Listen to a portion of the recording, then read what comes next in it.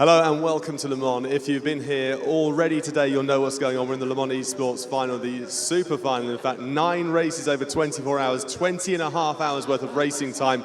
This is race 5, and it sees the introduction of the Mulsanne chicane. The first time we will have seen it, because we've been doing pre-1990 where it didn't exist. You go flat out for quite a long way, but not now. We put a chicane in the way, so hopefully the drivers are going to remember. So we've got a 2-hour race coming up. Let's have a look at the points then as they stand after 4 rounds.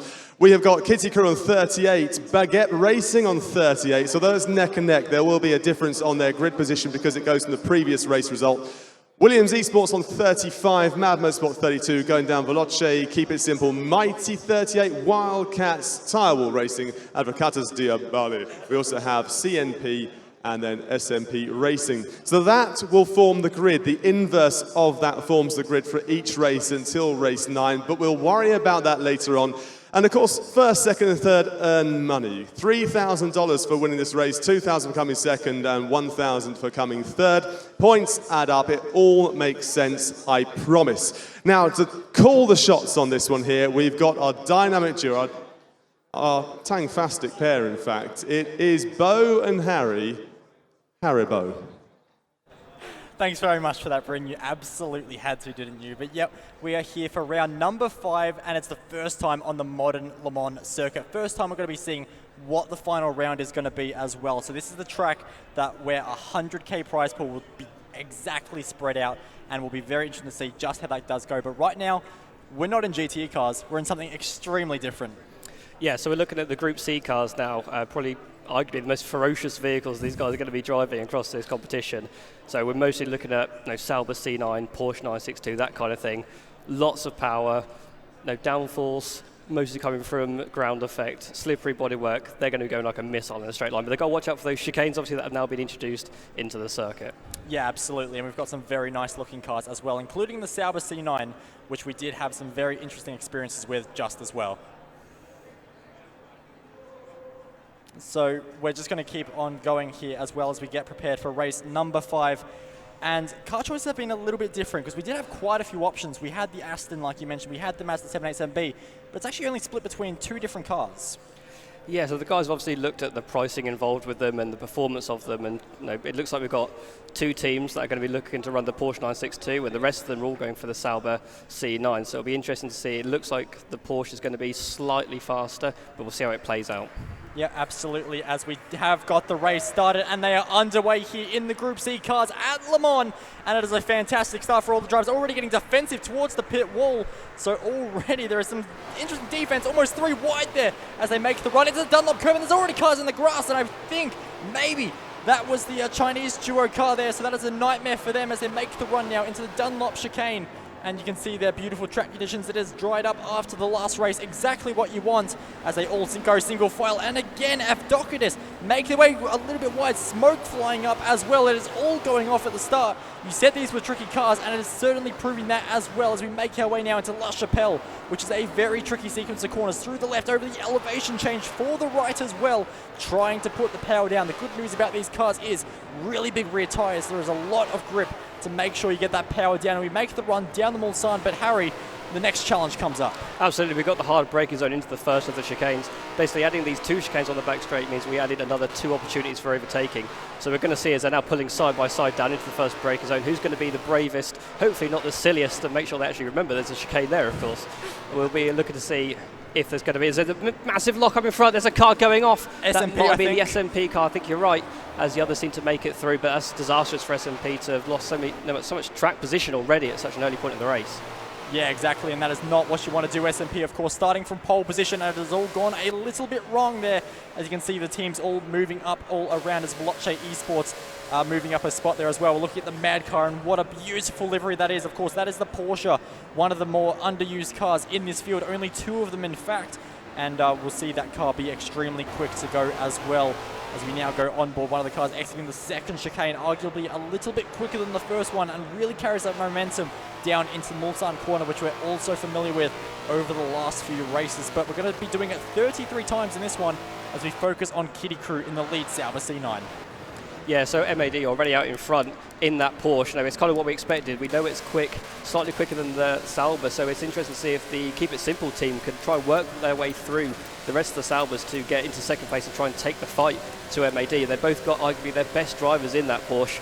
They're expected to go long into this race. It's going to be interesting to see how the Keep It Simple car can try and work their way through the field.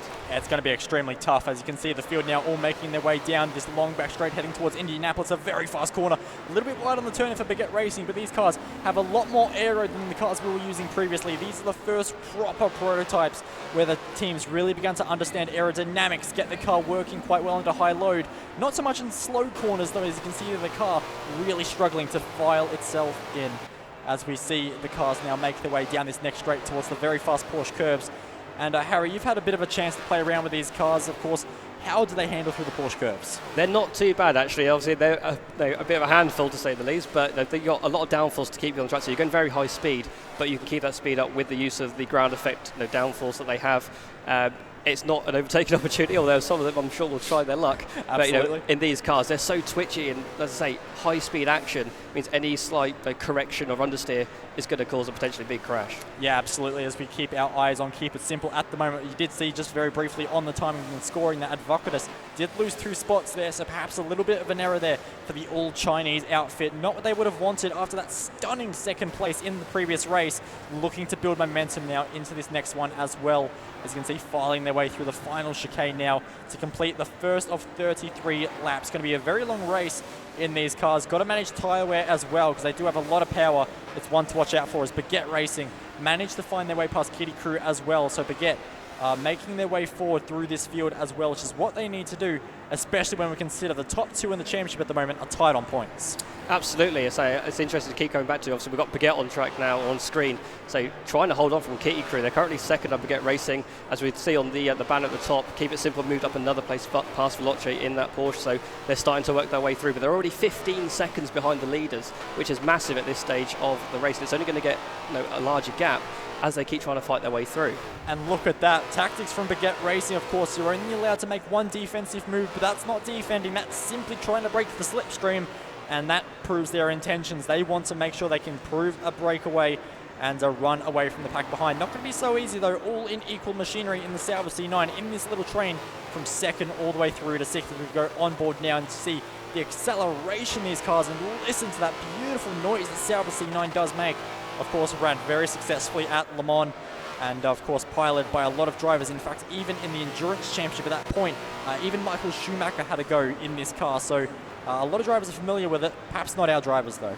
No, as there's an accident behind, someone's gone extremely deep into that second chicane. They just about got away with it. They haven't gone sort of nose first into it. It's just glanced to the side door. It might have been Kitty Crew, I'm not too sure, but I think they've just about got away with it. But they're going to be under pressure now. Obviously, they've been slow on the acceleration. We might see another car come flying past if they could get the run. It might be the Williams behind them. So we'll see what kind of action we're looking at down into the hairpin. Yeah, absolutely. As we can see Williams there going up the inside into Mulsanne chicane. Kitty Crew on the outside. Are they going to have to hold on to this? So far, there's no sign of the Williams car. So Kitty Crew might have managed to hold on to this as we go even lower on the onboard. Can really see the elevation change and the bumps on this Le Mans circuit. And indeed, Williams Esports not able to make the move happen despite having the inside there. So it proves just how important traction in these cars can be. So there we go, Kitty Crew still holding position number 3 ahead of Williams Esports. 2 very fierce competitors and only separated by a single pit garage in this race. But Kitty Crew is going to go almost to the shelter there as he goes all the way out to the gravel. So not what he wanted at the moment as the drivers work their way through Arnage. But Williams looks so much quicker at the moment as we can finally see the drivers in the car. And it is Fabian Piffet applying so much pressure at the moment to Evan Thorogood. Raceboy 77, as he's also known, is having to hold off the charge at the moment. Out in front, of course, you do have the gorgeous Porsche in the hands of Mad Motorsport. Robin Betka, of course, is the driver in that car. Of course, a real-world teammate to Aurelian Mallet, who was in the Baguette Racing car. So there's a lot going on here. A lot of teammates who are actually against each other in this series, which is an interesting thing with how the individual category of this series has worked. You've actually got teammates who usually work together against each other. Absolutely, it's an interesting dynamics. Obviously, as you say, they're so used to working together that they're now having to face each other on track in differing teams. So there's a lot of respect between them, but of course they want to try and get one up on their teammate from other series. Well, there we go. So we're now going to take a look a bit further down the grid. Of course, looking at Williams at the moment, running in fourth, very strong at the moment, one position shy of that money. Of course, top three. First place takes away $3,000. Of course, second place, you're taking away $2,000. And third, of course, you take away $1,000 as well. So, of course, increasing the more you move up. But, of course, the big money is going to be won in race number 9 in those GTE cars at this very circuit. So this is where the drivers need to start getting experience around this circuit. Where are other drivers quick? Where are they not? Of course, they'll be in different cars, but you can still learn where a driver's strengths and weaknesses are. And in that final race, every single driver must take place. In this one, only 2 drivers. So they should have one driver perhaps getting rest at the moment. So we'll see how that does play a factor. Some teams, I have been told, are going to try and stay up the entire 24 hours. That's a big ask for having fatigue and all of that. It really is. Obviously, it's physical and it's mental challenge for them to try and, they say, if they're looking to stay up, they're going to be, it's not just the 24-hour race itself, it's the time they've been up before that, preparing for the race. So you're looking at probably maybe even 30 hours or so that they could be doing. That's a massive strain on the body and the brain for them to cope with. Even in rigs like these, they've got forces that they're having to deal with in terms of arms and legs and feet, doing pedals and steering. It's a lot for them to cope with, and that might be a hindrance to them if they're looking to stay up. There's nothing wrong with getting a bit of rest if you can. But sometimes the adrenaline's pumping. You don't want to stay. You want to stay up and stay tuned in. Yeah, absolutely. But the good news about these play seats is they are very, very comfortable, almost too comfortable. You could almost fall asleep in one. Don't recommend that now that we do have chicanes down the Mulsanne. But nonetheless, providing some very good battles as Williams Esports there on screen in that gorgeous livery. Have to say, I do like that. It's very simplistic, very nice. And a little bit different to the actual real-world car, which is cool to see as well.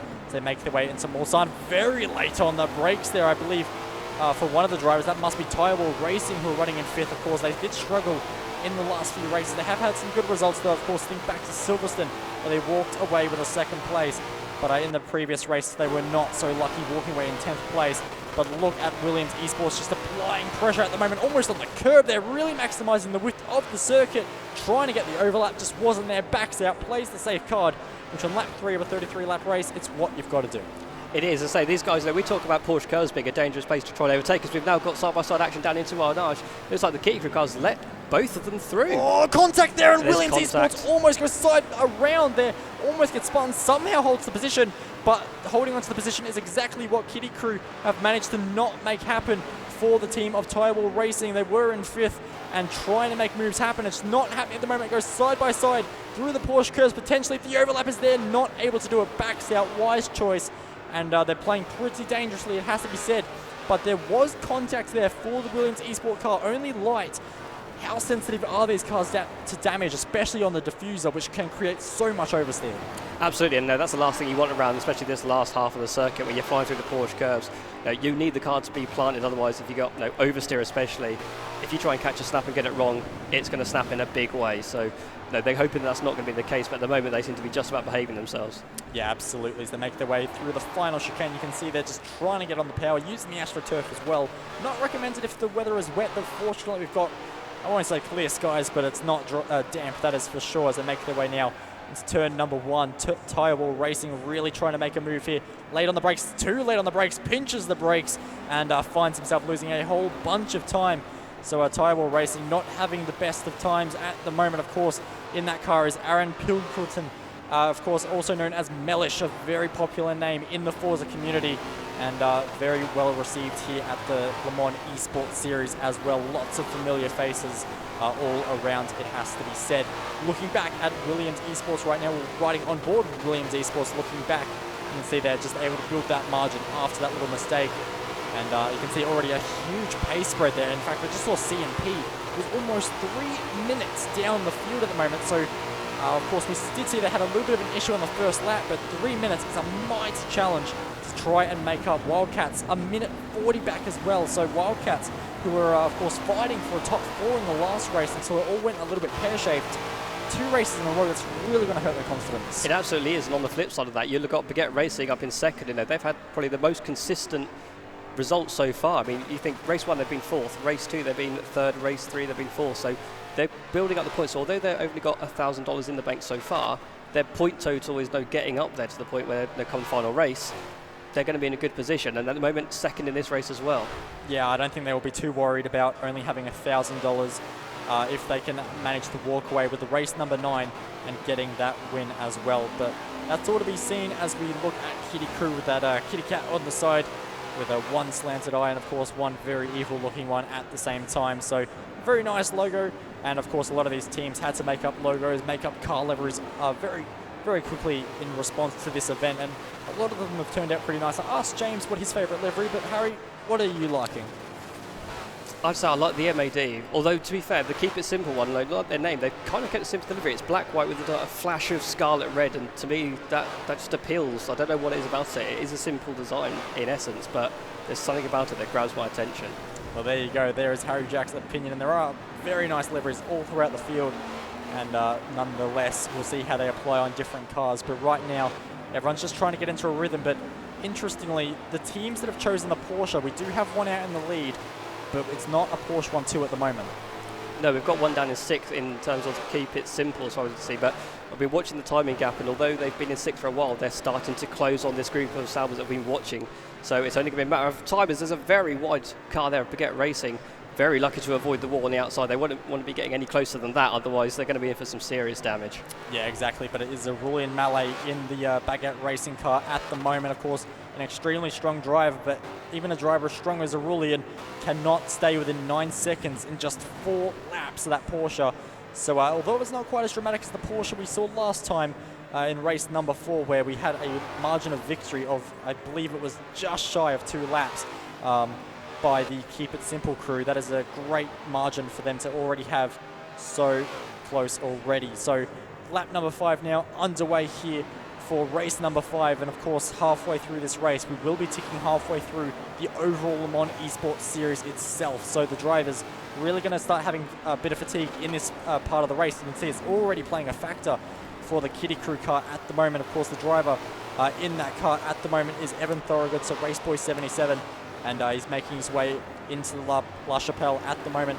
Got Tyrewall Racing just behind as well, so that's all about the same as it was a few laps ago, but they're just staying within touching distance, not fighting each other, not really gaining on one another, but just the gap is sort of kept stable. Yeah, and it's a good thing for the Kitty Crew car that that's the case. I say that we've seen a few little mistakes from them, but no one's been in a position to be able to capitalise from that. But at the moment, you can see the car in the background lurking, so any further mistakes in the near time, they're going to be under pressure for that position. Well, there you go as well. As you can see, Kitty Crew definitely not having the exact benefit they did have before Tetra Rouge, because the slipstream does come into effect pretty well around this circuit. And you can see their tyre wall just closing millimetre by millimetre down the Mulsanne straight, under braking as well. But with the ebb and flow of getting on the throttle earlier than one another, of course, that gap does extend, but when you get to the braking zone, it will, of course, Constantina back as well, as the field just all makes their way through. Of course, it's all spread out at the moment.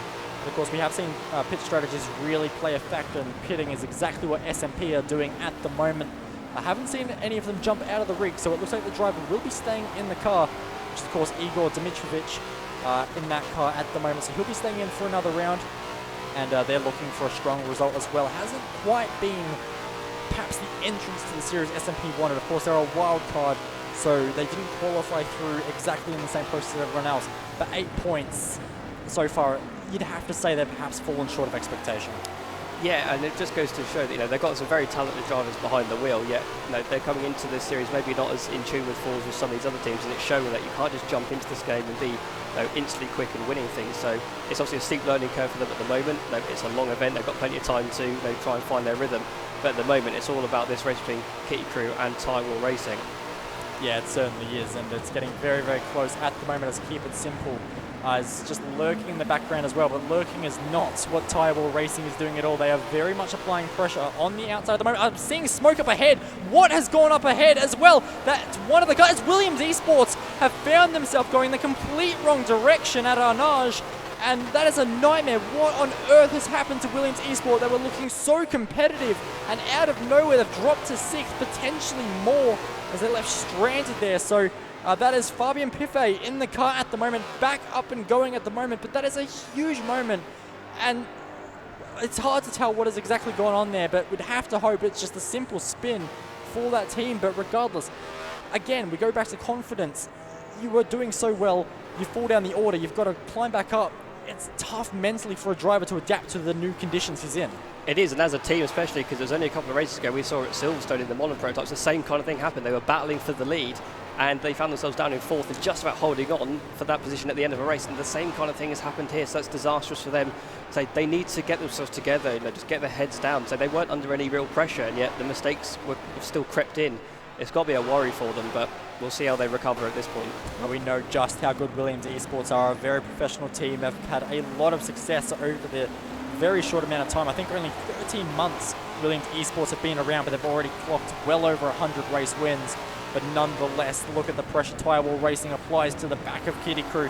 On board at the moment with that is, of course, Evan Thorogood in that car. And he's definitely trying to hold off at the moment, and it's looking good for them at the moment. But I keep it simple with Tobin Lee in the car. Of course, we saw how much of the race he did in the race number 4. He's back in the car again, so you would have to assume after this race he will be gone for quite some time.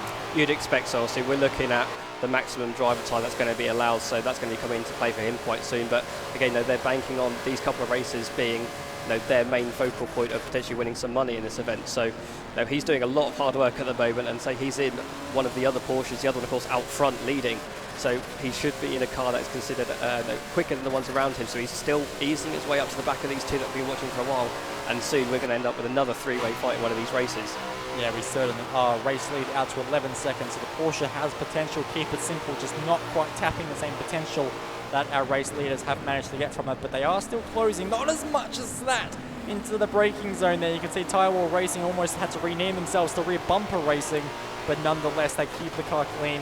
No damage or contact made between the two cars as they fire their way down to the Mulsanne. And it's getting very interesting. In fact, it's getting a little bit too interesting as we go side by side now. Keep it simple from out of nowhere. Really reeled the gap down. Under braking into Mulsanne. Don't lock up. In fact, they both lock up completely for the 42 car. Firewall Racing have just gone completely off the road there and made life all too easy. When you're in a battle, of course, you always try to outbrake the other guy. Was that just the case of them both trying too hard? Absolutely, you've hit the nail on the head. No, they're both side by side, so they're going to be tight for Roux anyway. And then they've ended up in a position where they've both made the same mistakes. We've now got the Keep It Simple car trying to take over the other Sauber that was in that fight, the Kitty Crew car as well. They've spotted their brakes this time round, but that Porsche is just so fast. It's only going to be a matter of maybe corners before we see that car move ahead and up the field more.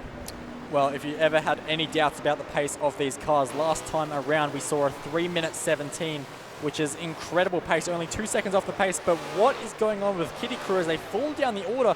Keep It Simple have managed to find their way past. So that is another change already. So we knew the Porsche was quick, but something about lap number 6 is clearly sparked with the Keep It Simple car, and it's making its way up the order very easily indeed. But there is a large margin of 15 seconds to Baguette Racing and Aurelian Mallet, and I have to wonder, of course, we know the Porsche's quick, but so is Aurelian Mallet in the Sauber. Absolutely, Aurelian. No, I've raced with him a couple of years ago as part of the World's Fastest Gamer competition, so no, I know he's a great driver and very diverse in his ability, but especially Forza, he is the king, if you will, of Forza. He does very well. As we've got a car heading into the pit lane in the background was that. But even so, we'd say the Porsche on board, as yes, there is a car in the pit lane, it's Kitty Crew, so we saw them, I think they just struggled with acceleration against the Porsche, but they lost that position and they've dived into the pit lane early. We're expecting them to go long, but maybe they're playing the counter strategy of pitting early and then going to the end from this point onwards. Well, whatever they've decided to do, Firewall Racing have decided it's a good idea because they have followed suit as well.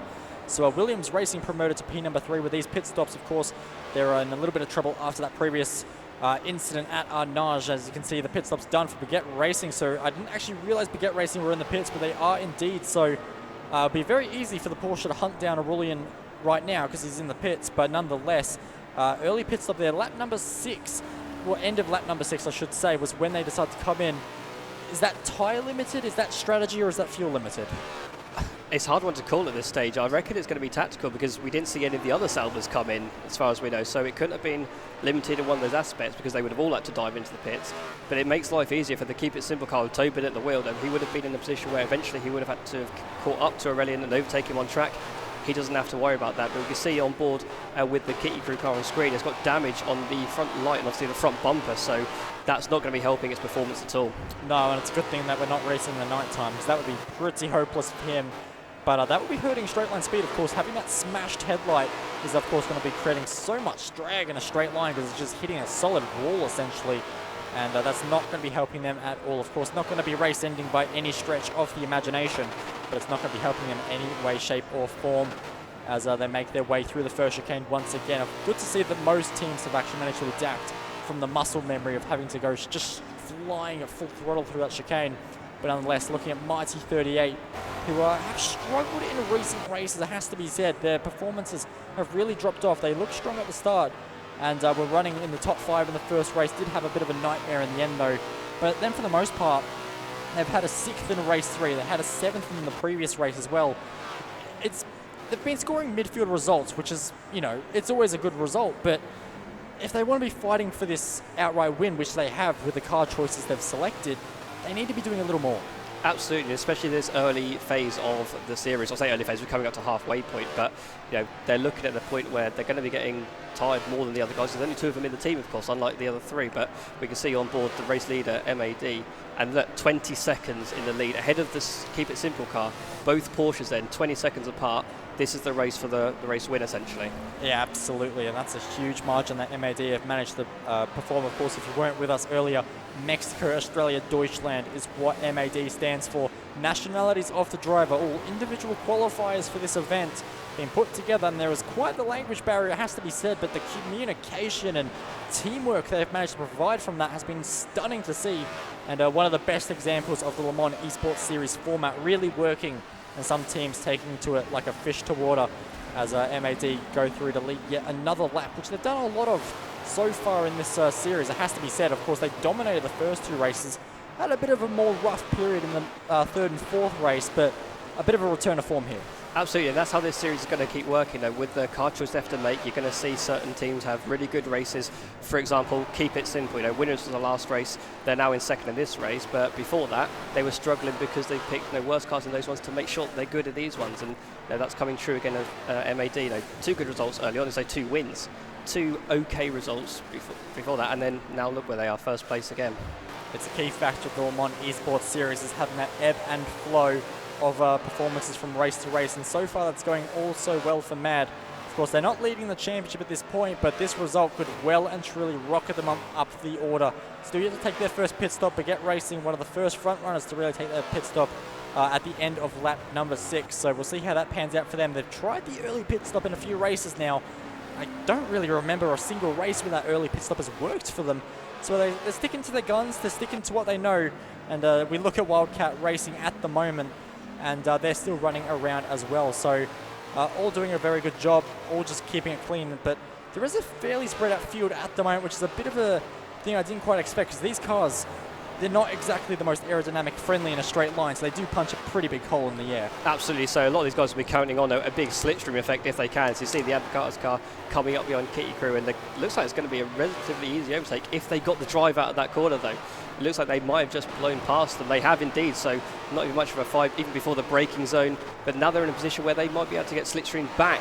That's the effect that these cars have, and these long straights have. Is that if you pass too early, you could be under pressure again, as they still aren't comfortable to pull aside. And they're side by side now again into the braking zone. Oh, they're side by side and not much room given at all. As an early turn in there, and that was a very tight apex. I mean, all of a sudden it's gone completely wrong and contact is made.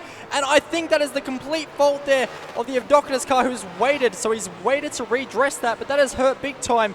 And I think the Kitty Crew car is hurt badly.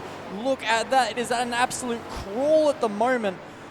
So what on earth has happened there? We didn't quite see it with the camera angles provided, but nonetheless, a race-changing moment there. Evdocatus with big damage to the car, looks pretty scraped up, but this is a nightmare for these two teams, because it has all gone completely south in a matter of moments. And we did say that it was pretty aggressive on the turn into the first chicane by Evdocatus, and maybe he's just washed out mid-corner and gone across the front of the Evdocatus car.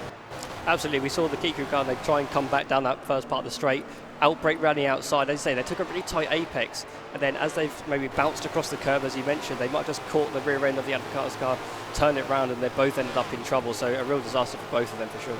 Absolutely, but it has benefited a few other teams who are able to pick up spots from that. So they'll be laughing all the way to the bank as Tirewall Racing, who of course took an early pit stop, and had to get past Kitty Crew in some way or form, and that probably wasn't the way or form they were predicting to get past, but nonetheless they'll take that as well.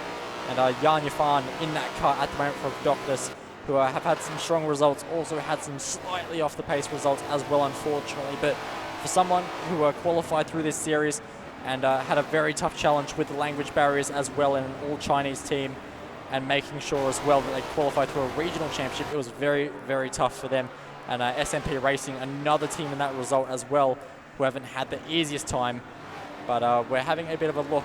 But SMP Racing are one of those teams that, you know, have a big name, but they've got the potential, like we did speak a little bit earlier. And we'll just see how that all goes, because SMP Racing, of course, a great outfit, and we'll have a little bit of a video coming up right now for you just to introduce a bit more of the team.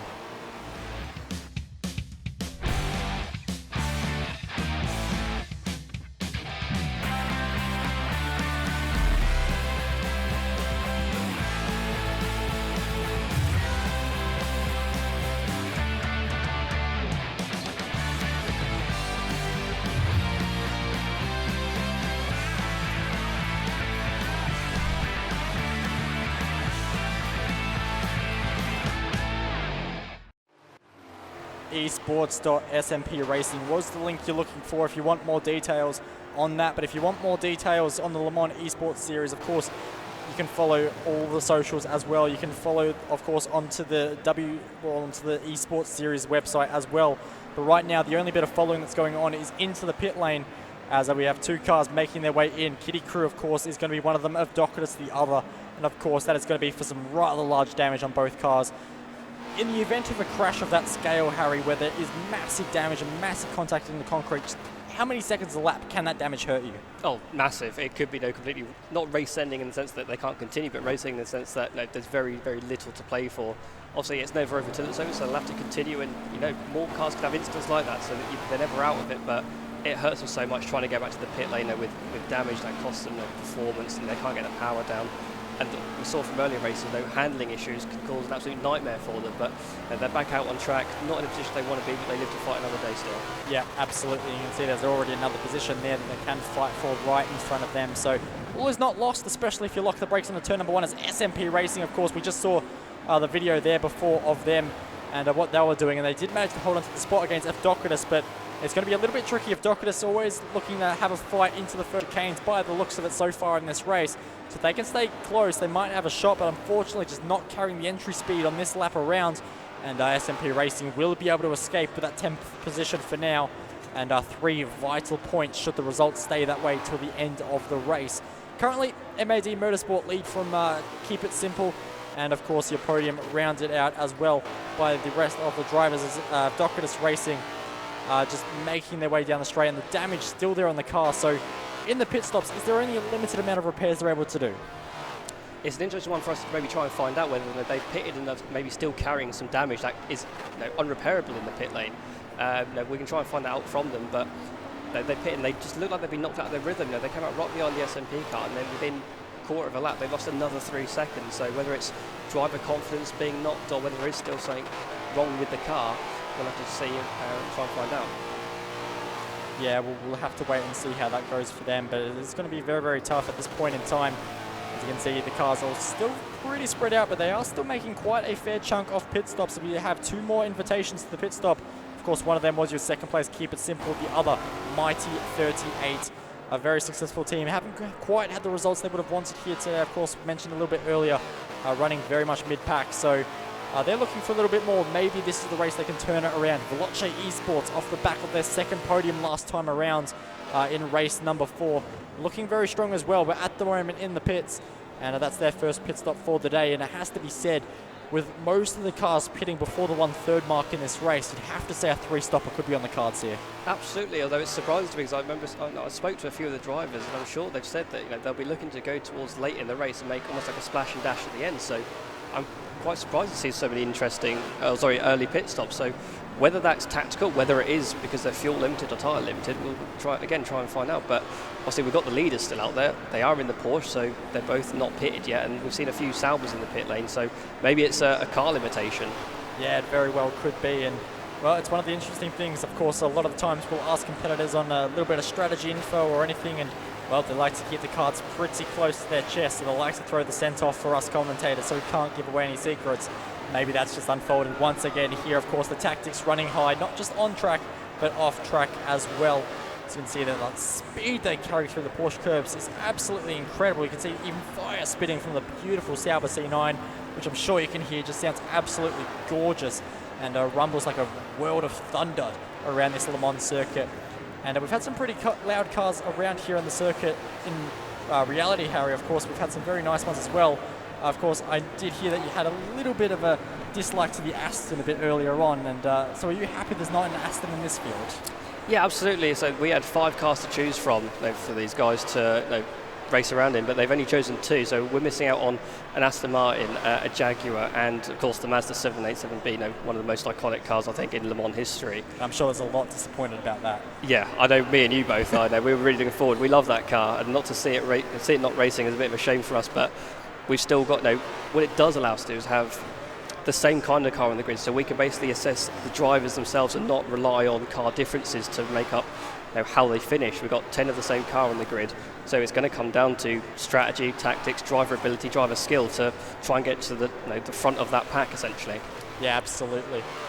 So here we go, we have a battle still on track in Wildcat Motorsport, of course. I haven't seen too much of them in this race, but they are under a quite amount of attack at the moment. They're running in position number 8, but for how much longer? Because Kitty Crew, who are trying to recover from that earlier scuffle, are trying to make their way back through. Running in 9th at the moment, but of course we know how quick the team is. We know they should be one of the contenders going all the way to the final race around this very circuit in the GTE cars. But right now it is a recovery drive, and you cannot give up in this series. You have to just score every point you can, because very much every point you score is exactly 1 second when it comes to that final. So there is a lot to play for at the moment. Mighty 38 make their way through Arnage corner, and they've got a fair bit of a margin to the cars around them. So they're in a lot of clean air, which can actually be a bit of a deterrent at times around this circuit, because there are so many long straights. You can actually lose your focus quite a bit if you're just all by yourself. Absolutely, I'm sure they'll be thankful for these 2 chicanes that have been added, because obviously before that we've got the long straight by itself, and if you are, as I say, driving alone, no one really around you, it can get to the point where you're relaxing a bit too much. But at the moment, we can see Jacob Balkett in that Wildcats Esports racing car under pressure from the Kitty Crew car, and in fact running wide as we say that, and that's a position lost just like that in one corner. Yeah, it certainly was, and the Kitty Crew car used a lot of the exit track there, so I wonder if the stewards might look at that, if that was a benefit to them making the move. Of course, make the circuit as wide as you can carry a lot more entry speed as well. So that is a move there done by Kitty Crew, but maybe the stewards could have a say as they make their way down into Indianapolis, which is such a scary section of corners in these cars. It really is, especially that camera angle where it cuts. You see them sort of throwing it through the corner and wondering if they're actually going to be able to hold on to it, and somehow they slow it all down and take their normal racing line. It's impressive skill from these guys. But so Wildcats lost that position, now falling back from Kitty Crew after that incident they had earlier, of course, forcing that early pit stop. But they seem to have recovered now, made up another position, driving off, trying to catch the next car. So not all is lost for them at this stage. No, not at all. And what would you say is one of the more challenging corners or braking zones around this circuit? Of course, we've talked about Mulsanne before, where you've got the kink and often the tyres are quite cold into that section. Is there another section of circuit that's really punishing these drivers out there? I think turn 2 and 3, Dunlop chicanes, obviously turn 1 is, they'd hope, going to be a flat right-hander, then you've got to try and keep the car all the way over to the right, slam on the brakes, get the transition into the tight left-hander. It's so easy to lock up, and when you do that, you're going to end up in the gravel potentially. And then to go through the right-hander, turn 3, you're going over the crest, trying to get the power on, trying to keep the back end in check as they then head down the hill. But we've got some more cars coming into the pit lane. So they're the ones who look like they have possibly already pitted. Looking at the mini-map now, they're in the pit lane on a completely different part of the race circuit to most of the others. So we'll have to see what's going on there for them. Yeah, there's 2 very distinct packs on that little track map. You could see the ones that were all heading towards the Mulsanne section and those heading towards the Dunlop chicane there. So 2 very different parts of the race going on at the moment, but it'll all come down to a single result at the end there. You can see, looking at Williams Esports there, probably a bit of a rough race for them at the moment. Of course, they had that spin earlier on at Arnage, and it's just not going all too well for them. But they are still in a decent result, as we can see there. I think that's the Wildcats car comes into the pit lane and very quickly out of the pit lane as well. So all making a lot of strategy options here. And lap 11 is an interesting lap to be pitting on, because of course that means you could potentially do it on another stop less than your opponents if you can stretch the fuel out this far in. But of course we don't know just how much fuel they pitted with at first in that first stint. So a lot of strategy still to play out in this race in these Group C cars. A beautiful class, a beautiful category of racing here at Le Mans. And of course these were the cars just before the Le Mans really changed to a very different style of almost production car for 1 year before the rules were changed. And that's when that beautiful McLaren F1 GTR did go on to win the Le Mans race. But these cars were truly an entirely different animal. Absolutely, and say another fact that we can tie into the fact that they are animals to drive, with the conditions where they are low light, a bit of fog around. When these cars are going hard on the brakes, the brake discs glowing fire red hot. You can see it perfectly on the visuals when they come into the slow corners. But at the moment, doing the other side of it, which is just flying through the high-speed stuff without a care in the world for touching the brake pedal, providing it obviously stays in check. If they end up losing it, they're going to be on the brake pedal pretty hard, but I don't think it'll make much difference to their basically what happens to them from that point. So we're looking at the Williams car, as you say, it's had a rough ride. The mistake earlier, spinning off. It was at a corner where we have seen incidents already this series early on. So another one to add to the catalogue for them, but they seem to have recovered somewhat, although they're in a race not on their own, but no one directly around them for competition at the moment. Yeah, absolutely, and for them, that could be a good thing. Of course, they have been involved in a few little scraps earlier in the race, and of course, a lot of them, in fact, got the worst end of the stick if there was contact made. So they might be happy just to have a bit of a boring race, so to say. But interesting topic about how much the brakes are actually glowing under brakes and just how hard the cars are working, because they're not particularly heavy cars. In fact, the heaviest is the Sauber C9, and it's only 905 kilograms, so it's an extremely light car. And not much to it, and even the Porsche is some 15 kilos lighter again. So very tricky cars to drive, especially when you consider how much power they've got. 750 brake horsepower in the Sauber C9. So you package the power with the weight. It's almost a 1-to-1 power to weight ratio. It's terrifying. Absolutely, and obviously they then fit those massive rear tyres on to get the power down at with an ease of access, and they haven't got to worry too much about lighting up the rear tyres and losing the rear end, because those tyres will help them out when they're going on to the straights that we've got here. So yep, so there is so much power in these cars. It's very scary to drive, and I'm glad it's them in the driver's seat and not me. As we look at Christopher Farkas making his way along the track, got an Australian flag in the background there, so another Aussie for me. And we're still seeing how this race is unfolding at the moment, and we'll see how this goes. But the race continues on lap number 12 at the moment, and we'll see how this does continue on. So cars making their way now into Mulsanne chicane. Mighty 38 there, looking at it. It's a beautiful livery. It's a bit of a shame that it hasn't quite managed to make its way onto the higher steps of the podium. No prize money for them at the moment, but it's a beautiful car to look at, that Mighty 38. Yeah, so they're doing a decent job, sixth place in the middle of the road, so to speak. Again, we're going to keep having to refer to it because it is a factor to consider as this series goes on. Just the two of them, taking turns to rotate in the cars that they've got. So it's going to be extra hard for them, but they're doing a great job for the moment. But as you say, they're disappointing to maybe have not picked up more results or better results earlier on when they're obviously as fresh as everyone else. But as the series goes on, they're probably going to deteriorate in terms of their abilities and awakeness and everything like that. Oh, we've got a spin there. Is that Williams Esports? That looked like it's Williams Esports again. What is going on with Williams Esports? It's been a nightmare for them at the moment, and the race just continues to go south for them. It's unbelievable, but the frustration in that camp at the moment must be absolutely incredible. So to calm us down, Harry, what we might do is just throw it over to Bryn. Thanks very much there, chaps. Yeah, the Williams was quite interesting just there. I looked across and saw it spinning out of control. But what I want to do is actually chat about the tactics some of these teams have with some of their drivers and whether they're getting rest or not. And looking around, there are a variety of teams that have got a full complement, actually. Keep it simple, have got all three. Of course, one in the seats, two sitting there watching on. Veloce the same. And Wildcats, but a few of them as well have sent some of their team off, I guess for a sleep, some food and other things as well. So I thought I'd come up to Wildcats and speak to Jacob, find out what's going on and why his team aren't sleeping. There's a few reasons for it. Basically, if we don't sleep, we can keep our eyes on the screen and see if anything happens when we're asleep, we can't report it. If someone crashes into us and we need to say, oh, they need a penalty, we can't see it if we're asleep. If we stay hydrated and eat well, I think it'll be manageable. So rather than having one eye or one of you watching while the other one sleeps, you've gone for a safety in numbers approach. Yeah, safety in numbers, and we can communicate, we can talk to each other. It's a bit difficult because as he doesn't speak English, but we're working around that with Google Translate, so, passing the phone over back and forth, but it does the job. We can talk to each other, change strategy as we're going. If one guy is struggling in a certain car, we can say, we'll swap, get a decent result, and hopefully get a better one. Or if we need to write a race off, we can change driver for that as well. But just looking at your results here, 11th, 5th, 5th and 8th, so you're getting a steady run of points, aren't you? What is your aim for this race here, currently 10th? I think this race is it's a write-off, to be honest. We're about 2 minutes away from the lead, but we have our strongest driver, Azzy, in the next race, and we'll be starting quite high up because our cumulative points isn't that great.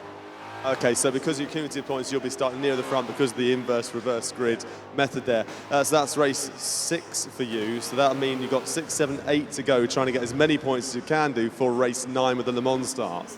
Yeah, basically we have the strongest cars in the longest races. So we picked the 919, which is the strongest car for Sebring, and we've picked the M8 as well. So our cars, they can do the job. Basically, we just need to drive them well. Okay, well, try and get some rest anyway, because we are currently in race number 5. Having to look at the board, actually. Race number 5, we've got 4 to go. This is the final race that starts on Friday. From now on, all races are on Saturday. And remember, we started this morning at 11 a.m. It is now 10:30. So these drives have been going on for ever so nearly 12 hours. Back to the two that kids and grown-ups love. It's Harry and Bo. Thank you very much, Bryn, and appreciate the comment there as well about Haribo, of course, always the nicest. But it's very interesting that some teams are going for different approaches with their sleep schedules. Of course, safety numbers is great, but that final race is really going to be tricky for them. Yeah, I don't know how many of them have actually done any sort of prep for this, in terms of trying to stay out 24 hours, trying to work this kind of test run maybe of this series to see how it works. But it is strange how being involved in it and driving has an effect on you, because when you look from the outside, we look at them and think, oh, they're going to need to sleep and they're going to need to get some rest. When you're actually part of it and you're racing, the adrenaline that you get from taking part just is something else. It's like a spark inside you. So it's not too much of a surprise that maybe some of them are going to be looking to stay awake, but I don't think it's going to hurt them either to try and get some rest when they can, because it always helps to feel as fresh as possible. Yeah, absolutely, and I'm sure I'd feel pretty awake as well if I was driving for a 100k prize pool that is on offer here at the Le Mans Esports Series. A fantastic event so far, and the beauty of it, we're not even halfway just yet, but we are only 4 laps away at the moment as darkness does fall here at the Le Mans circuit in reality. So we might not have too much night racing here involved in the Esports Series, of course, like to keep it nice and fresh, but the drivers are going to start having that placebo effect. It's night time. They might start to feel a bit more tired in the next few hours in particular. Maybe a few teams might even choose to change their mind on if they stay up all night, which could be a very much a possibility. Keep it simple there. Are keeping it simple at the moment and are doing a great job in that Porsche. Of course, it is definitely one of the quicker cars in this field as well.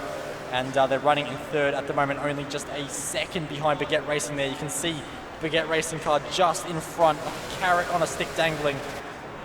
And we'll see if they can close in over the next few laps. Just struggling a little bit with the information on who the drivers are, but nonetheless, it's very, very clear that the driver behind has pace in that Porsche. Yes, as we come to expect, the Porsche, as we said, we know it's a good car, probably better than the other Sauber as well, but they've got to make their way past. It's no good having a fast car if you can't make it past, but with the acceleration that Porsche has, it shouldn't be too much of an issue for them. But maybe coming out of Indianapolis and Arnage, they're going to be in a better position to make that move. I'd be surprised if they get them before then, but it's not out of the question. Well, we've seen plenty of moves into Arnage, we've seen plenty of moves into Indianapolis. Should you ever take it into Indianapolis? In my opinion, no, but everyone's done it anyway. And there have been some fantastic moments as well. Not so much for Williams Esports, of course. We found them spun around the outside at Indianapolis, and then we also saw them spun even earlier in the race at Arnage. So that section of corners is not being too kind to them, but it could be about to be very, very kind indeed to keep it simple. They are in the slipstream of Baguette, and they try to defend Baguette Racing, but they're just not able to do it. The straight line speed and acceleration of that Porsche is absolutely incredible, and the Sauber C9 is just hopeless and absolutely defenseless against the Porsche there. You can see there, it's just completely clear before they get to Porsche curves, and it's already running away. So no matter who is in the car at the moment, it looks like that Porsche is the car to have, which we sort of expected. But the question is, do you think the Sauber C9, with a very talented driver behind the wheel in the slipstream of the Porsche, stay with it? It's a good question, and we're going to probably find out because these guys are the best out there. So I don't think it's going to be possible. I think that Porsche, with its acceleration, it just pulls out of the slipstream, the range of the Sauber before it even has a chance to start trying to close in. So it's going to be difficult for them. And as you can see, coming down the pit straight, the Porsche's gone. It's absolutely gone already. Yeah, it looks very, very good out of the slow speed section of corners. And yeah, there's not much of a slipstream opportunity there for Baguette Racing anymore. So MAD and Keep It Simple are your top two at the moment. The only coincidence between the two are they're both in the Porsche. So car to have at the moment, CMP having a bit of a nightmare race, already one lap down, so they have not had the event they thought they might have. And last time around, your race leader did a 3:16.9. Fast lap of the race, though, does go to Keep It Simple on a 3:16.8. So they're all doing very similar lap times in those Porsches. That's very close, too. Absolutely, and they're still pushing as hard as they can to be within a tenth at this point in the race. So you don't just do one fast lap and then back it off to try and, for instance, bring the car home as best they can. They're going for it every single lap, but they need to build that safety buffer in case something goes wrong. It doesn't hurt to have that. It's a risk, obviously, pushing all the time, but if you can get that gap where you've got a bit of a buffer to have a bit of room and a bit of leeway, so we say, it makes things a bit more comfortable for the driver and the team as a whole to looking at the race as it is. Yeah, absolutely. As we can see there, Keep It Simple just, keeping it simple as they do, as they fire along in second place and really extend the margin. Already that's 2.3 seconds over Baguette Racing. That's a pretty big chunk in just over what's only a third of the lap, really, at Le Mans. Of course, still got the run all the way through Mulsanne, Indianapolis, Porsche curves, and the Ford chicanes as well. So it's a very long circuit, one that perhaps some drivers don't realize just how long it is. It's actually double the length of your regular Grand Prix circuit. The only reason it's only a little bit longer is because of the huge, humongous straights. Absolutely. I think it's worth pointing out as well that we can see the two Porsches now out front, but Baguette Racing, the first of those Saubers that we've got, and they are smashing everyone else that is in that Sauber. They've got a massive lead over fourth place, so they're looking good for a podium finish, and that plays to their strengths because they've chosen a car which a lot of other people have, and they've come out on top of that, so it's great for them at this stage. Yeah, absolutely, and they're doing a brilliant job, as we sort of expected to get racing. Of course, let's not forget, a few hours ago were our pole sitters for this race after taking pole position after 6 hours and 45 minutes by a tenth of a second. How incredible was that qualifying yesterday? And of course, they were all getting practice for the races today as well. And a lot of these teams, we really got to see an idea of just how much the times fluctuate between these races. Some teams would have highs, some would have lows. But for SMP Racing, Williams, this has been a very big low for this race. Absolutely, especially Williams in particular. Two errors by themselves. They've not had cars around them that have forced them into errors. They've just made it by their own driving. It's odd to see it at this top level, but it shows how easy it can be done, and they've got to be focused 100% of the time, because any lapse in concentration, you lose positions, you spin out. Absolutely, and well, they have managed to spin at two very different parts of the circuit, so it could even be casted up as well, which is causing a bit of an issue for them. We've seen him spin at a high-speed section in Indianapolis. We've seen him spin at low speeds at Arnage, so it's not the best job for Williams Esports in this one, and one they might be a little bit disappointed of. Of course, I mentioned previously that the team manager for Williams Esports, Javier Guerra, is here as well, so probably not the best showing at the moment, but we know how strong Williams Esports are. We know their pedigree. They will fight back, but at the moment, MAD Motorsports are forging their own pedigree. They have had a stunning start, and in just 5 races, look to have a 60% win rate if they can pull this race off. Coming into this event, Harry, we knew MAD were going to be a strong team. We absolutely knew that. Did you expect this form from them, though? It's difficult to say no or yes to that, because it's like you don't want to write them off, but you don't want to sell them short either. They've got very talented drivers there. They know what they're doing, so I think things have just fell into place for them perfectly. You know, they couldn't have asked for much more at this stage, I don't think. But you know, they're in the lead halfway through the race nearly. They've got to make sure they keep it on the black stuff. Don't have any lapses in concentration. We've seen it from other drivers and other teams that when they're by themselves, they can drop it off the road and have incidents. So, although it looks good for them now, they've still got big pressure on their shoulders to make sure they bring that car home. Yeah, absolutely. As Tire Racing make their way into the pit lane for another trip. So tyres not lasting too long, or something is cause for concern that the drivers are having to pit pretty frequently. But it is interesting with MAD Motorsport that, of course, they are on course at the moment for a third race win in 5 races. It sounds very strong and dominant, but you factor in race number 4, they finished 11th, second last. You factor in race number 3, there was midfield 7th place, but they've not been consistently up the front. That's it. So we've got some interesting facts to go through in terms of we've got cars who are going for consistency, and then cars who are going for certain races. But obviously, I think it might just fall into place that their best races are coming early. We'll see how they get on in the second half of the series, essentially. But teams like Big Eight Racing, they've been there consistently with the third, fourth, third. They're third on road here as well. So it's interesting to see how they match up and how their tactics come into play against each other. Yeah, absolutely. And there are so many teams that are having highs and lows. Another team that does have highs and lows is Veloce, and they've had some strong results. They've walked away with 2 podiums so far, which is fantastic for them. They have had some lows as well. And to find out a little bit more about the highs and lows of Veloce Esports, let's head over to Bryn, who has caught up with James Baldwin. Thank you very much there, gents. Yeah, I've got Veloce Esports here. Now, I've not spoken to this team just yet, so I thought I'd come over and have a quick word. We're quite a long way into this event. We're actually right now almost the halfway stage of the actual running time on track. So how have you guys been finding it so far? Yeah, good. We're top 5, which is good. I think the top 5 broke away from everyone else. And yeah, but this race hasn't gone well. It's really weird, you can hear yourself after you speak, but we were running third in turn 1 and 2, and then we got knocked round, and I think we're in 5th or 6th now, fighting back. But it's really up and down. Like, you just got to stay consistent the whole championship. So yeah, tonight's going to be tough. But I think if we get through it, then tomorrow morning's going to be good. Yeah, just looking at your results, 2nd, 7th, 9th, 3rd. So like you say, it has been ups and downs, but the nature of this series, the way it works, where you have to pick cars to a certain value, you've got 150 million sort of virtual dollars to spend, you have to pick and choose your battles. Yes, exactly. I mean, we've gone for the approach of we want to win the whole thing. So we focused on that last race, and we've sacrificed elsewhere. We had a lack of preparation, so if we did it again, we'd probably choose different cars. But we're doing the best with what we got. So yeah, happy. Yeah, and as a championship, you're trying to accumulate as many points as you can for many things, but one, of course, is so you get a decent start in that 9th race, where a lot comes down to it financially. $25,000 is up for grabs as a race winner there. You as a team, do you feel you've got more pressure on your shoulders as some of these teams around are put together just for this one event? Not really, because we've had 2 weeks to practice, which makes us like an underdog. So, no, I don't think there's more pressure compared to everyone else. My final question before I let you go and chill out a little bit is, all 3 of you are here in your garage area. So are you going to have staggered breaks through the night?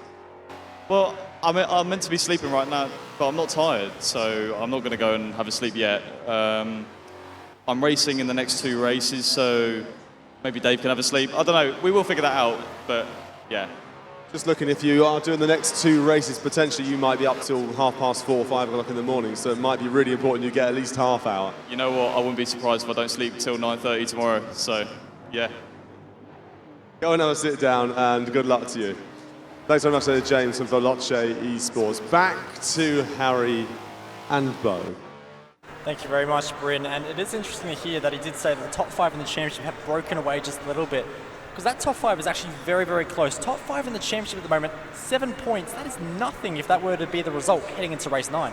Absolutely, no. It's great to have them so close together. No, not just the top 2 or top 3. You've got almost half the field there that are within a matter of points. So that's why every position matters for these guys when they're racing. Not necessarily for the top 3. Any position they've got inside, 12 of them, every single position is worth a point essentially. So when there's 7 points between 5 of them, they've got to start fighting. Absolutely, and another very interesting point from that interview with James as well. Thinks Veloce Esports are coming in as a bit of an underdog to the series, of course. They're not known as a Forza Esports team as such, and I know for James it is also his first ever time in a competitive Forza event as well, and maybe for a few of the others as well, of course, from a different background. And we have had a red flag, ladies and gentlemen, okay, so we will be having a red flag situation in this race, so we'll have to wait and see what the situation from here is going to be. Of course, first time this has happened in the series, haven't had too much of this, which is good. It's been relatively good, but what we might just do is get Bryn in a few moments to do a little bit of investigation, find out what exactly has happened. And, you know, these things do happen in these events from time to time, and of course there are regulations put in place for that as well. But what we might do now is head down to Bryn on the floor to find out what's going on. We've got this situation. It's the first time we've had this situation, as you say.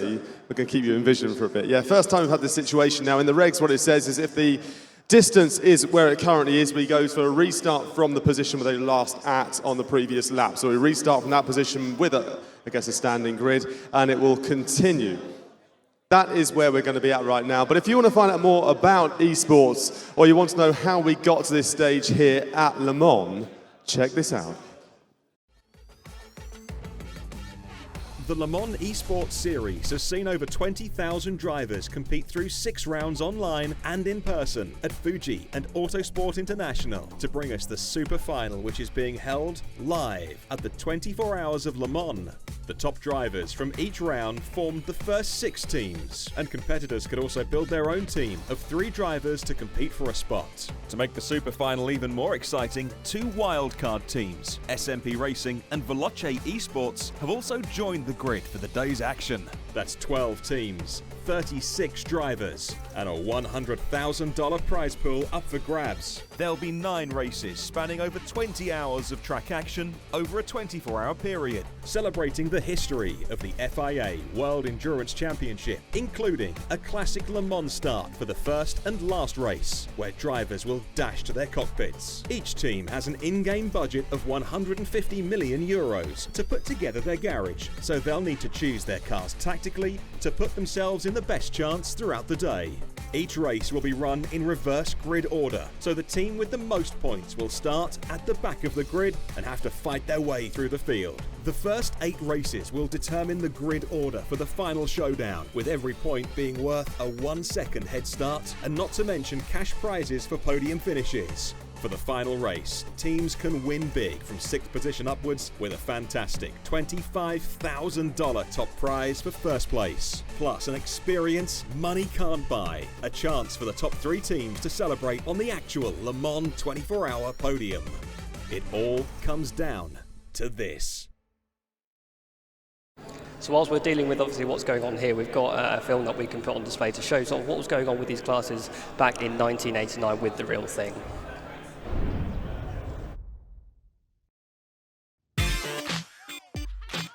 The second weekend in June, and every year thousands upon thousands converge on the Sarthe for one of the biggest automobile races in the world, the 24 Hours of Le Mans. In 1989, 7 of the biggest constructors decided to take each other on for the right to succeed Jaguar, victorious in '88. At 4 in the afternoon, the 57th edition of the 24 Hours of Le Mans starts, an edition that sees the official return of Mercedes. Straight away, Mercedes take control of the race thanks to Baldi and Schlesser. 34 years after the tragedy of 1955 that saw Mercedes withdraw, they decided to come back to take on Jaguar and the Japanese constructors.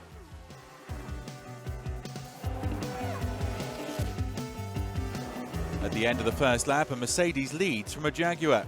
The great fight is living up to all its promise. Jaguar, thanks to Davy Jones, attack and move into the lead. The defending champions hold their position, while behind the Nissan of Julian Bailey is up to 5th, and it's a nice surprise to see the Nissan 24 in the top 6, up against Mercedes and Jaguar. 4 cars have been entered by the Japanese, 3 of them by Nismo, the brand's competition wing. There are no works Porsches for the first time since 1951, but there are still 17 privateers representing the German constructor, including the 9 of Just Racing, with an exceptional lineup of Bob Wollek and Hans Stuck. Up against Mercedes, who are racing timidly, Wollek attacks. The Porsche privateers seeking to get amongst the works Mercedes and Jaguars. The British constructor sees its main hope. The three come to a stop on Uno Dier a little before the 6th hour of the race. There's an engine problem for the Klein, Jones and Daly trio. As a result, the Porsche 9 of Volek and Stuck moves into first, ahead of the two Mercedes, the 61 and the 63. But the night proves difficult for the Porsche 9. That led for 109 laps before falling victim to a cooling fluid leak. Early in the morning, Mercedes lead thanks to the 63 of Reuter, Mass and Dickens. Volek and Stuck in the Porsche are down to third behind the Mercedes 61.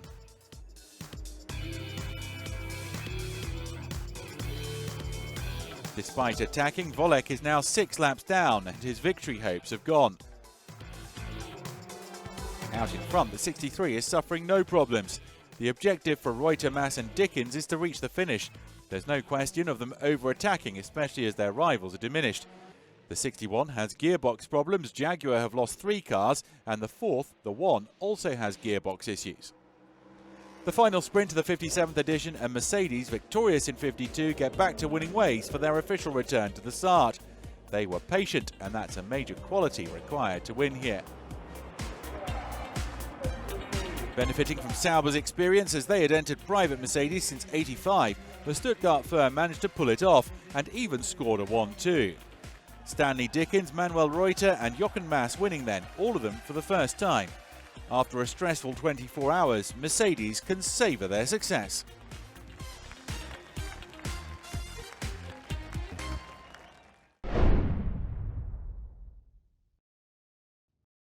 Well, halfway through the Le Mans Esports series, and we've had quite the twists and turns as a red flag falls on race number 5.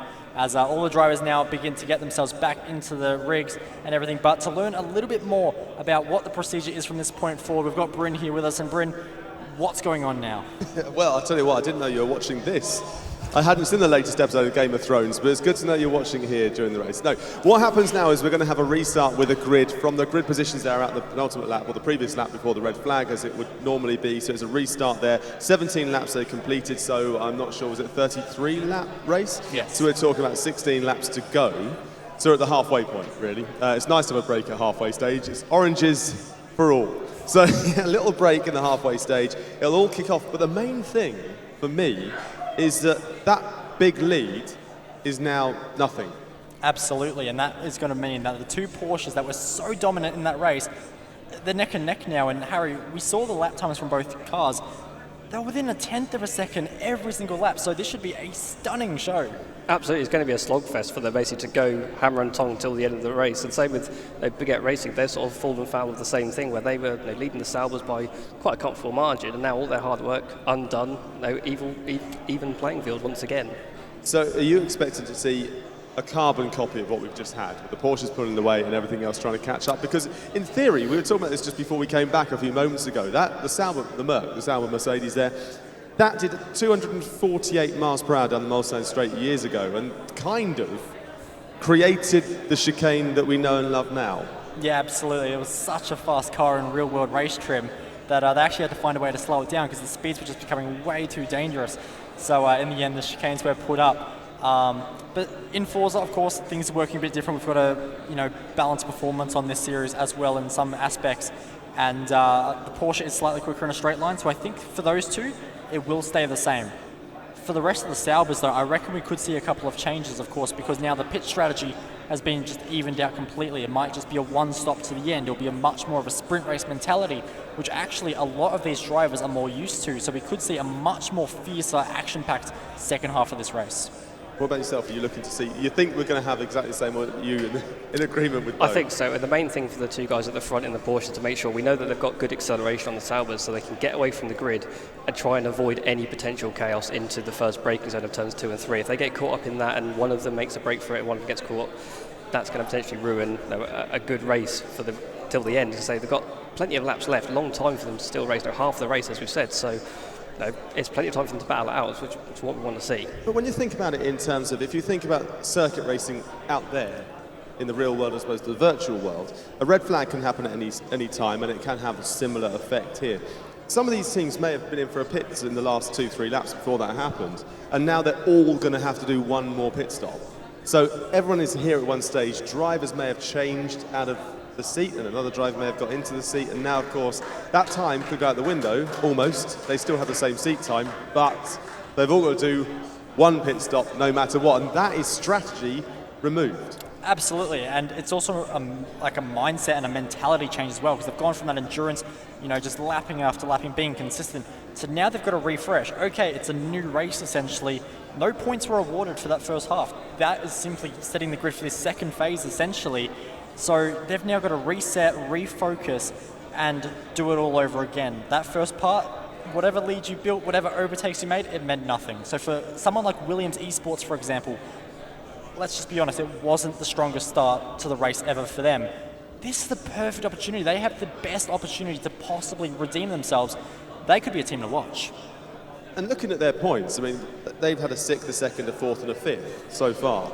So Williams, if you look at it, they're actually in a fairly consistent position. Okay, they've not been getting podiums, they've got one podium, but they've not been getting consistent podiums. They've been there or thereabouts, albeit, just a few places back.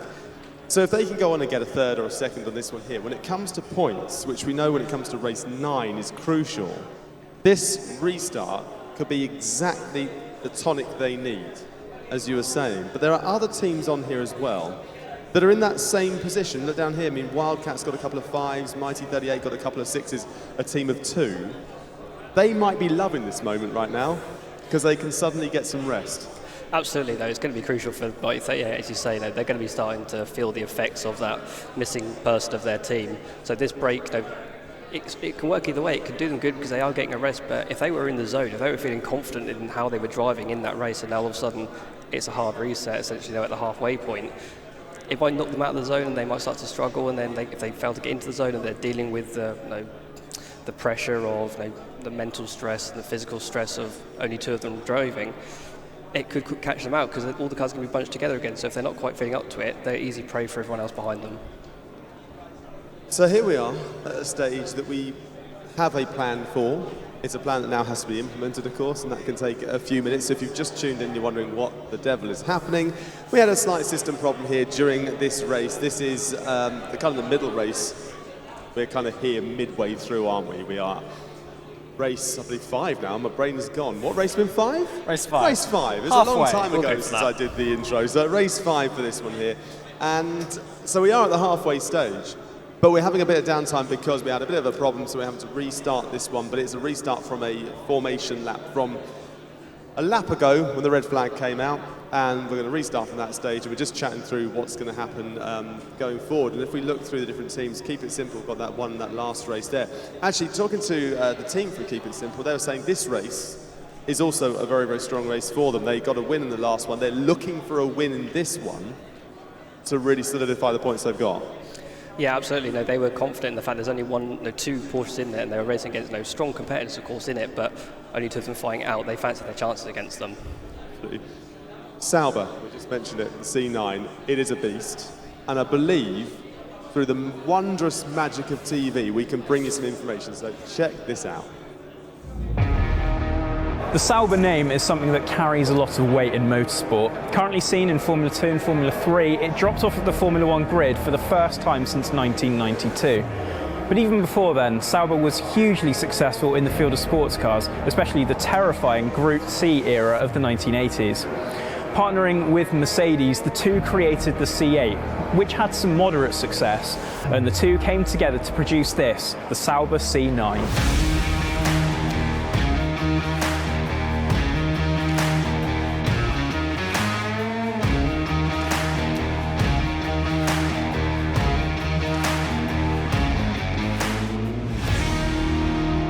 So Sauber started its relationship with Mercedes with the C8, but really it was just as an engine supplier. It was still really a Sauber run operation, and gradually the Mercedes involvement increased over the next few years. So that was 85, 86 with the C8, and then the C9 came along in 1987. Kuros liveried, so it still was sponsorship and just the Merc engine. And then in 88, it stepped up another notch with Mercedes involvement. Then finally, for 1989, the return of the Silver Arrows was when I think in the wider world saw that as a proper Mercedes team, although it was still Sauber personnel. A lot of Mercedes personnel as well, and perhaps the key point is that they brought in a few new technical things, in particular the new M119 engine. So that was really the culmination of that gradual path of Sauber and Mercedes getting more and more of a partnership in world sports car racing. So from the C8 to the C9, there were a few changes afoot. The aero package was completely overhauled. This one you can see here is the standard package. There was a special low drag version for Le Mans as well. But they also fit the rear dampers longitudinally in the back, just to try and keep that centre of gravity down as much as possible. Sure, the car was very, very quick at the start, but it was also incredibly unreliable. Although Johnny Dumfries set a blistering lap time in Le Mans in 1987, the car just kept breaking down and didn't register a single finish in that year's World Sports Car Championship. And so in the transition from 1987 to 1988, Sauber and Mercedes got to work on sorting out the internals for this car, and it proved to be hugely successful. In the hands of Jean-Louis Schlesser, Jochen Maas and Mauro Boldi, the team won the first race of the 1988 World Sports Car Championship. It proved to be hugely quick, but following a huge tyre blowout in that year's Le Mans, they were on the back foot, and it turned out that Jaguar's XJR9 was quicker.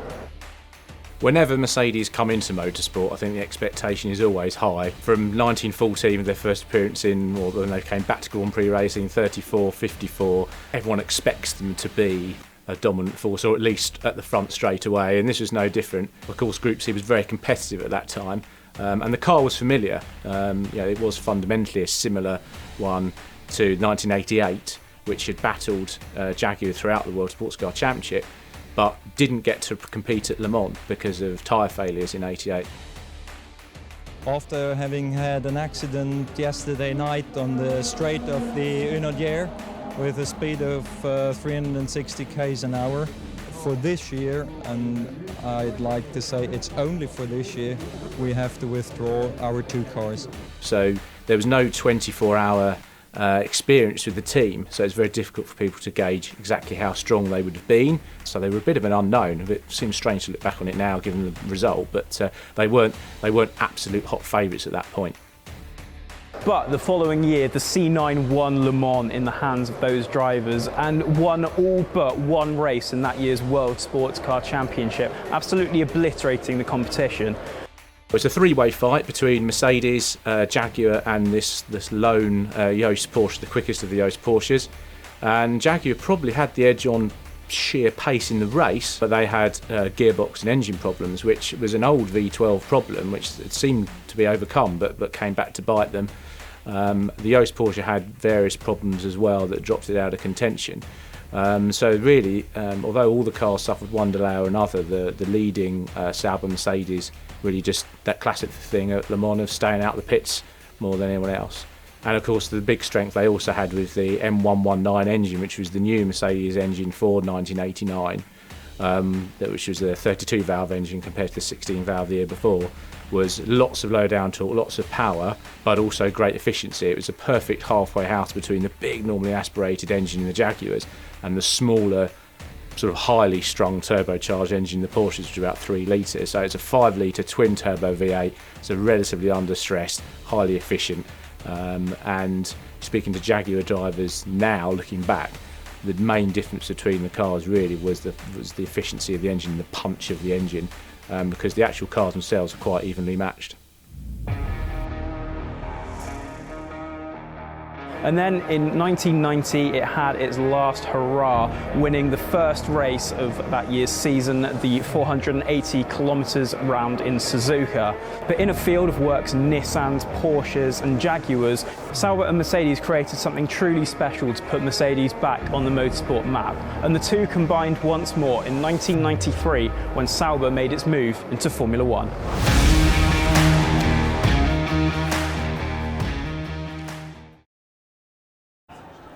Well, some amazing context there of one of the cars that is going to be in this next race that is coming up, or the second half of this next race.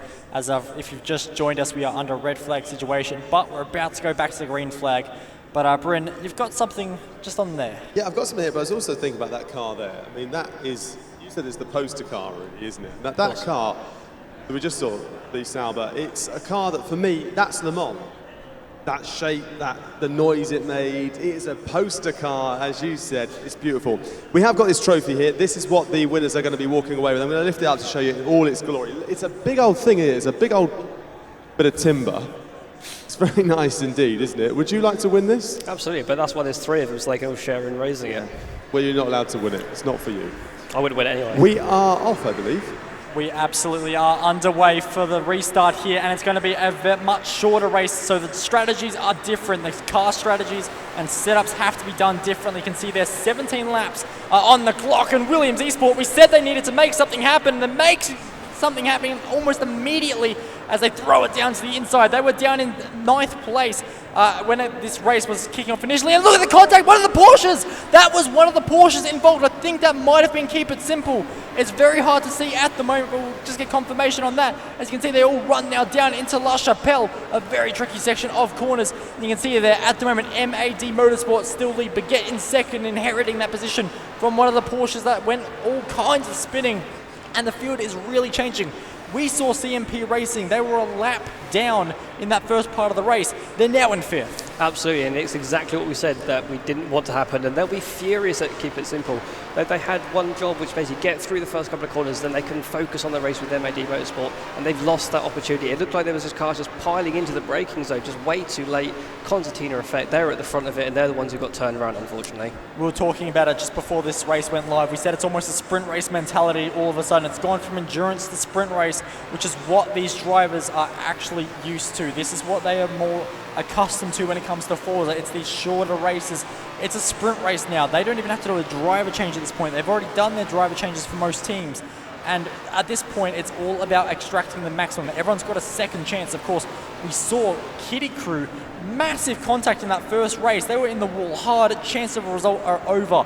They're provisionally in the top 4. That is just the kind of results you can get in this red flag situation. And this is well and truly mixed up this series. Absolutely. Kitty Crew, we know they've got good pace, but they just couldn't show it in the first half of this race, if you will, because of the damage and instance that they had. But now they're in a prime position. They say 4th place behind Wildcats and Baguette Racing, who are part of the Sauber. MAD Motorsport, as we said, out front in that Porsche. But it's such a disaster for Keep It Simple. But they can still fight. So we've got some side-by-side action going on from what looks like 3rd place, which I think is going to be the Kitty Crew car and Wildcats. Yeah, absolutely. Only a 10th and a half between the two. That is as close as you like. That was the qualifying margin up to 6.5 hours. But now it is in race conditions, and there is every chance you make a move into Indianapolis. It's going to be very tight there as you have to cut across the curb. So they're just looking for an opportunity, but there is none prevailing into Indianapolis, of course, and braking very early as well. He's not so brave into this section of corners, but we know someone else will be. You can see there a car cutting across through the gravel as well. A car going around as well. I didn't quite catch who that was. I think maybe Tire Wall Racing. It's hard to see. It was a very similar livery to those drivers if it was not them. But a disaster there. And we've seen so many Saubers spinning off in that Indianapolis Arnage section. But one of the key things about this race, Harry, which has all of a sudden got interesting, if they thought the car was unstable in sections, if they thought there was any change they should have made to the car, they could have made them now. Yeah, absolutely, and it's surprising to see so many of them struggling. Obviously, they're struggling to get into the zone again. No, they were there, and then we had the red flag situation. They had to jump back in after a brief break, and they seem to be struggling in dealing with it. We've got cars all over the place, and we've got cars spinning out. We've had 2 incidents already on this one lap alone, and we're looking at one of them now in the Porsche Keep It Simple, looking to make their way past the SMP car, and they have indeed done that with, obviously, the power of that Porsche that they have. And SMP Racing have taken full advantage of this restart, of course. They were a well way down the order as well, as Wildcats now get demoted down to 4th and at the expense of Kitty Crew. So Kitty Crew making their way through this field at the moment, which is great to see for them. SMP Racing, as I was trying to touch on, they've really made the most of this, which is fantastic to see, but we do move our way further up the order. As you can see there, Wildcats Racing getting a bit wild under the brakes, and CMP behind does also follow, and you can see Keep It Simple, who are on a comeback drive at the moment. They were in second. They should have easily been able to lead this field, or at least challenge for the lead in this race. We could have had 2 Porsches fighting mono in mono, but turn 1 had other ideas. Of course, Le Mans is a cruel mistress. It can play favorites, and it can also hate other drivers as well. You can see making full use of the track through Tetre Rouge, and these drivers are pushing, and you can just tell visually the race pace is so much higher now. Absolutely, we go on board with the cameras, and then if you blink, you miss the car going by. They are absolutely rapid at this point in time. They're also picking up slipstream from each other, so the speeds are even higher, the braking zones become even longer, and they've got to make sure that they're fighting it properly. And well, we are hearing of a penalty as well. Didn't quite hear it, but we do have a 10-second stop-go penalty for one of the drivers for causing that lap 1 incident. So race control on it very quick. Good to see live stewards being put to use there. You can see Wildcats and Kitty Crew up 5 spots from that restart, but Get Racing up 2. And you can see the intervals there as well. So a lot of chopping and changing here at the moment on this restart. You can see the pace of some of these cars just working in the slipstream. And we'll see if any moves can be made into the second chicane. You can see side by side in the background, they're both going to run wide just a little bit. Veloce Esports was one of those two cars, and a spin for SMP Racing. They had an ultimate opportunity to improve with that restart with the red flag, and it's just gone all the way down. They've gone down to 9th. Tyrell Racing, who also had that incident, in 10th as well. So a lot of good teams who are fighting up the front. All of a sudden, it's become a sprint race mentality. They're struggling. Absolutely. I don't know what they've all had during the break, but I wouldn't recommend taking it again. Is they're going to end up with penalties left, right, and centre. Obviously, the one car that's got the penalty, we'll try and find out who that is, but just look out for the inside of the final corner. They'll be stopping, for the penalty that they've got and then going away. So keep an eye on the timing board. That'll probably be an indicator. But yeah, there's carnage all over the place. A lap and a half in, and we've had 3 major incidents, which is not great to see. But they're trying to sort it out between themselves. Well, I also don't know what they had for breakfast, but I know for a fact it was not porridge. Just ask Valtteri Bottas, but nonetheless, the Veloce Esports car there into Indianapolis, and you can see that was CMP just riding into the gravel a little bit. That's going to hurt their speed. Heading into Arnage, you can see David Kelly. That was all too easy. The speed that was scrubbed off by CMP by running through the gravel really hurt him, and Veloce Esports' Sauber Dave was able to make the way around the outside. And that's one of the only real ways you can make a move stick through Arnage if they get a terrible run. Absolutely, you've got to try and force the area. You can start early through Indianapolis and try and force them offline, but with the way the car accelerates, it's very easy to get a snap of oversteer. When you get that, you lose acceleration. So if you're the car behind, you can nail that exit in that traction zone. You've got a long run through to the Porsche curves especially, but if you're already making the move in the braking zone, it's a difficult corner, it's a slow speed corner. They have to yield the position once you've already committed to it. We're a little bit worried during the red flag period that MAD Motorsport, they had a huge lead. They might not have been able to hold on to it. I mean, it's not a 20-second lead, but a 7-second lead as they just approach lap number 3 is pretty darn impressive, if you ask me. The other Porsche, though, not quite having the most easiest of times. Of course, it's not too tricky to get past another car. As you can see, that the acceleration and straight line speed is just so much more dramatic on the Porsche compared to that Sauber C9.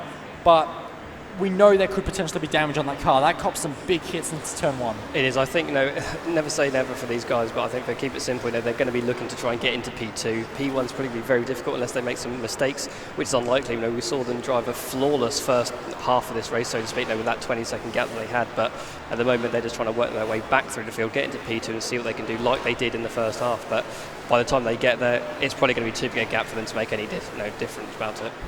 Yeah, absolutely. As we can see there, all the drivers there making their way down the Mulsanne Straight, and we'll have to wait and see how this all goes. As you can see there, that is keep it simple in that Porsche. Of course, it wasn't the start they were after, but they can still recover something from this and make their way into the first chicane in that beautiful livery. Nice and simple, but they still have 2 more cars to make their way through. Of course, you have the likes of Kitty Crew in front. You've also got the likes of Baguette Racing in front. So it's going to be very, very tight for them. And those 2 teams in Baguette Racing and also your third place driver, sorry, I'm just gone at a mental blank for a second there of who's in third, Kitty Crew, my apologies. They're not easy drivers to overtake by any means. Absolutely not, and obviously on board or looking at the Porsche that's behind them, we've just been informed that they've actually got a 10-second stop-go penalty for, I think it was the collision with SMP a lap or so ago coming out of that second chicane. They must have hooked their nose on their rear and spun them round, so they'll be given a penalty for it, so it goes from bad to worse for them in this second part of the race. Yeah, absolutely. So it's not the race they would have wanted. And Williams Esports as well, they had a perfect opportunity to make some ground, and they're down in 8th once again. So maybe just the raw pace of the car just isn't there for Williams, which is a bit of a shock for me personally. As you can see there, 2 cars were really scrapping it out for one of the positions there. In fact, nope, still struggling to see who it was, but as you there, keep it simple there. Making that move stick in that Porsche ahead of Kitty Crew. Kitty Crew just not having the straight line speed performance of that Porsche. So easy moves, but still not back to where they started the race. Yeah, it's difficult for them, in that car, the Sauber, as they go very deep, they're doing well to avoid the back of that Keep It Simple car.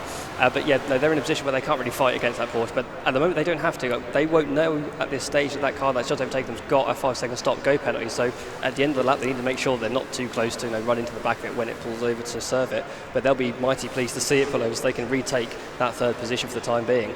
Yeah, absolutely. So we'll have to see how that all plays out. But as you can see, Keep It Simple already pulling a pretty sizable lead as we go on board with another driver heading towards Porsche curve. Such a fast section of corners. You can see the body language of the car from behind, spitting flames as well to boot.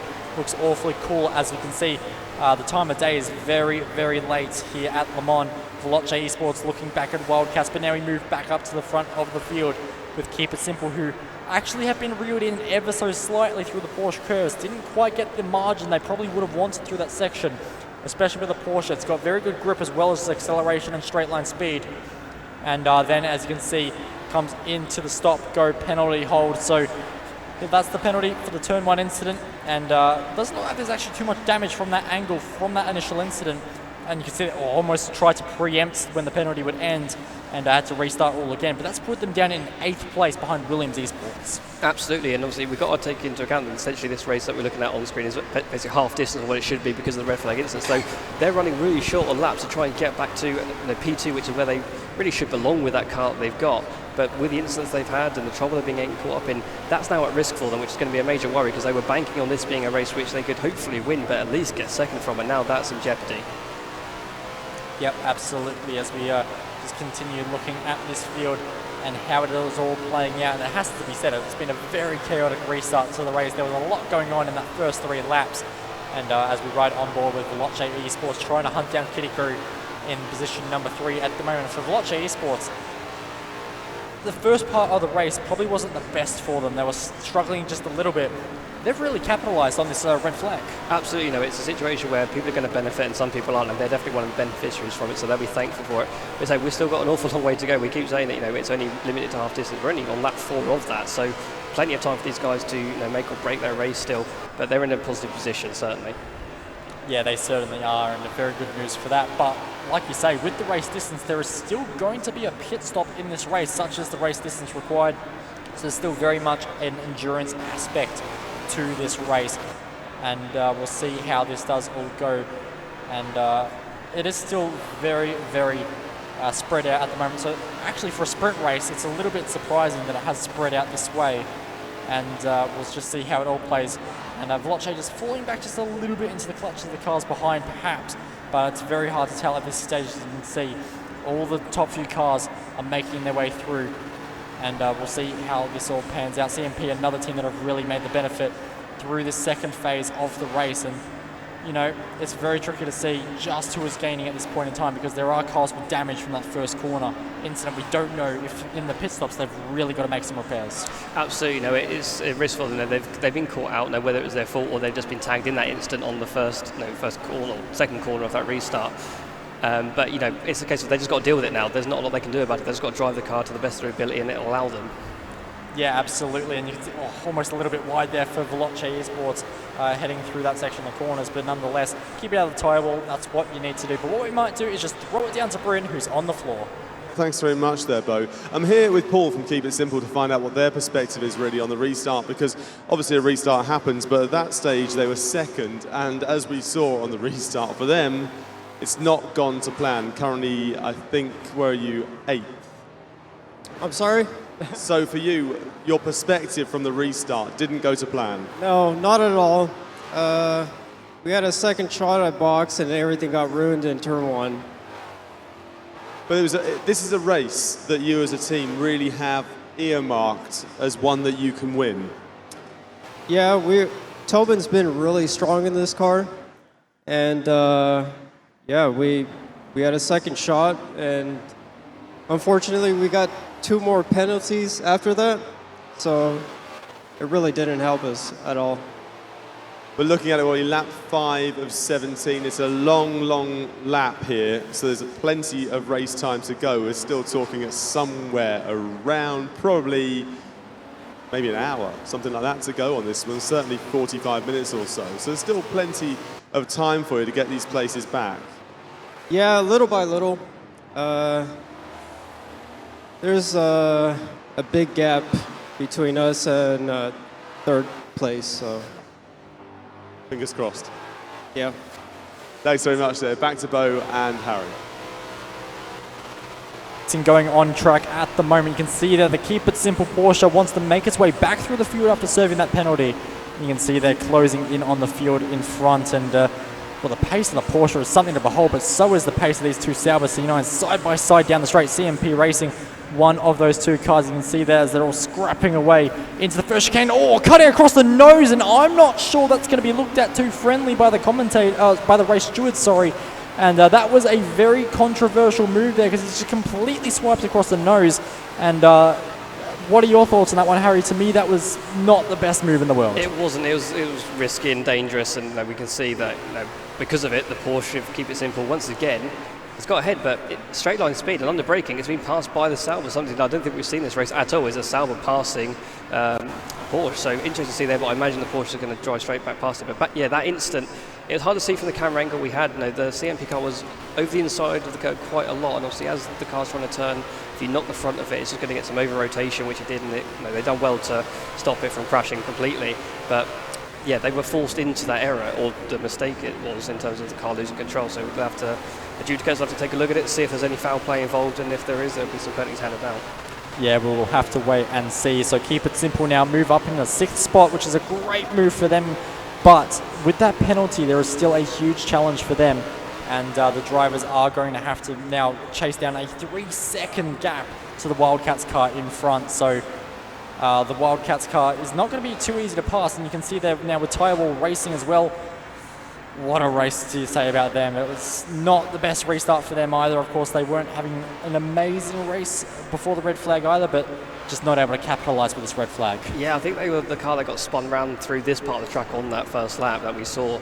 So it's unfortunate for them. No, again, it's another incident that isn't necessarily their fault, but they paid a heavy price for it. And obviously, if you have that kind of incident at the start of a race, you lose pretty much every position. If it happens later on in the race, you might lose 1 or 2.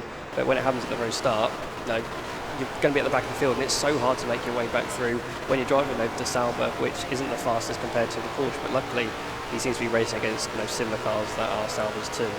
Well, we do have SMP in this fight at the moment. Igor Dimitrovic is the driver at the wheel of the SMP Racing Esports car, but is not driving it as quick as he might have wanted because he has just been passed around the outside by the Tyre Wall Racing car. A stunning move there by your driver. And Mellish there making that move stick, so great work there from him.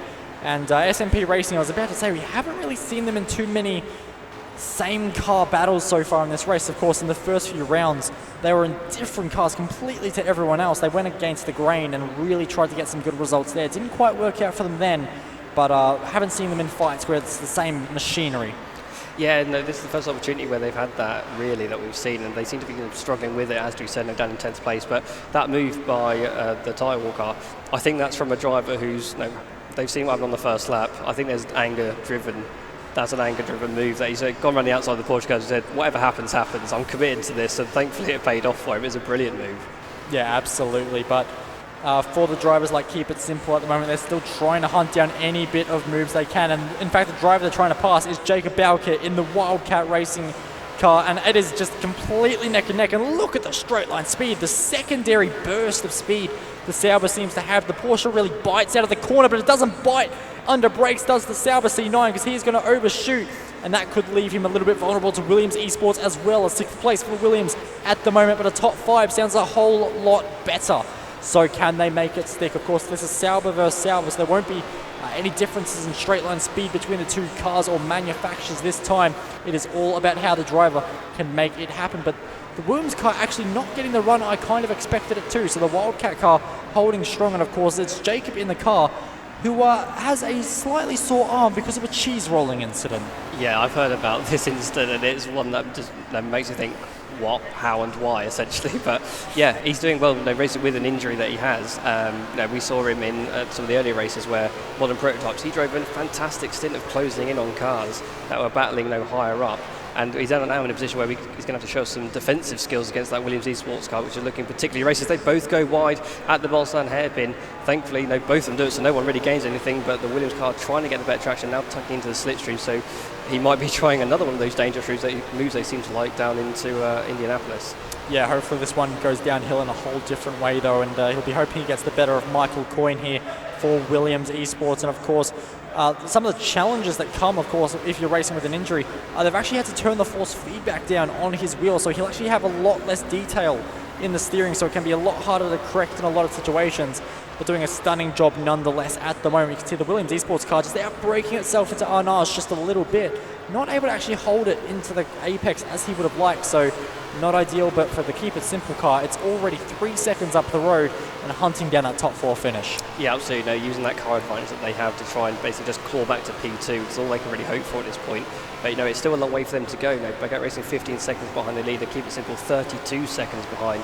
So they're going to be potentially cutting it close. 10 laps to go at the end of this one. So I'm not sure. It's going to be really tight. As long as they're going to have to make sure they basically cut through the field, the couple of cars that are between them and Baguette Racing as quickly as possible. And any time lost trying to overtake them is really going to hinder their chance of getting Baguette Racing towards the end of this race. Yeah, absolutely. And just looking at the delta times there, it does look like 3rd and 4th are pretty close as well. Kitty Crew and Veloce Esports very close on track as well. And of course, they're being closed in on pretty quickly by the Keep It Simple car.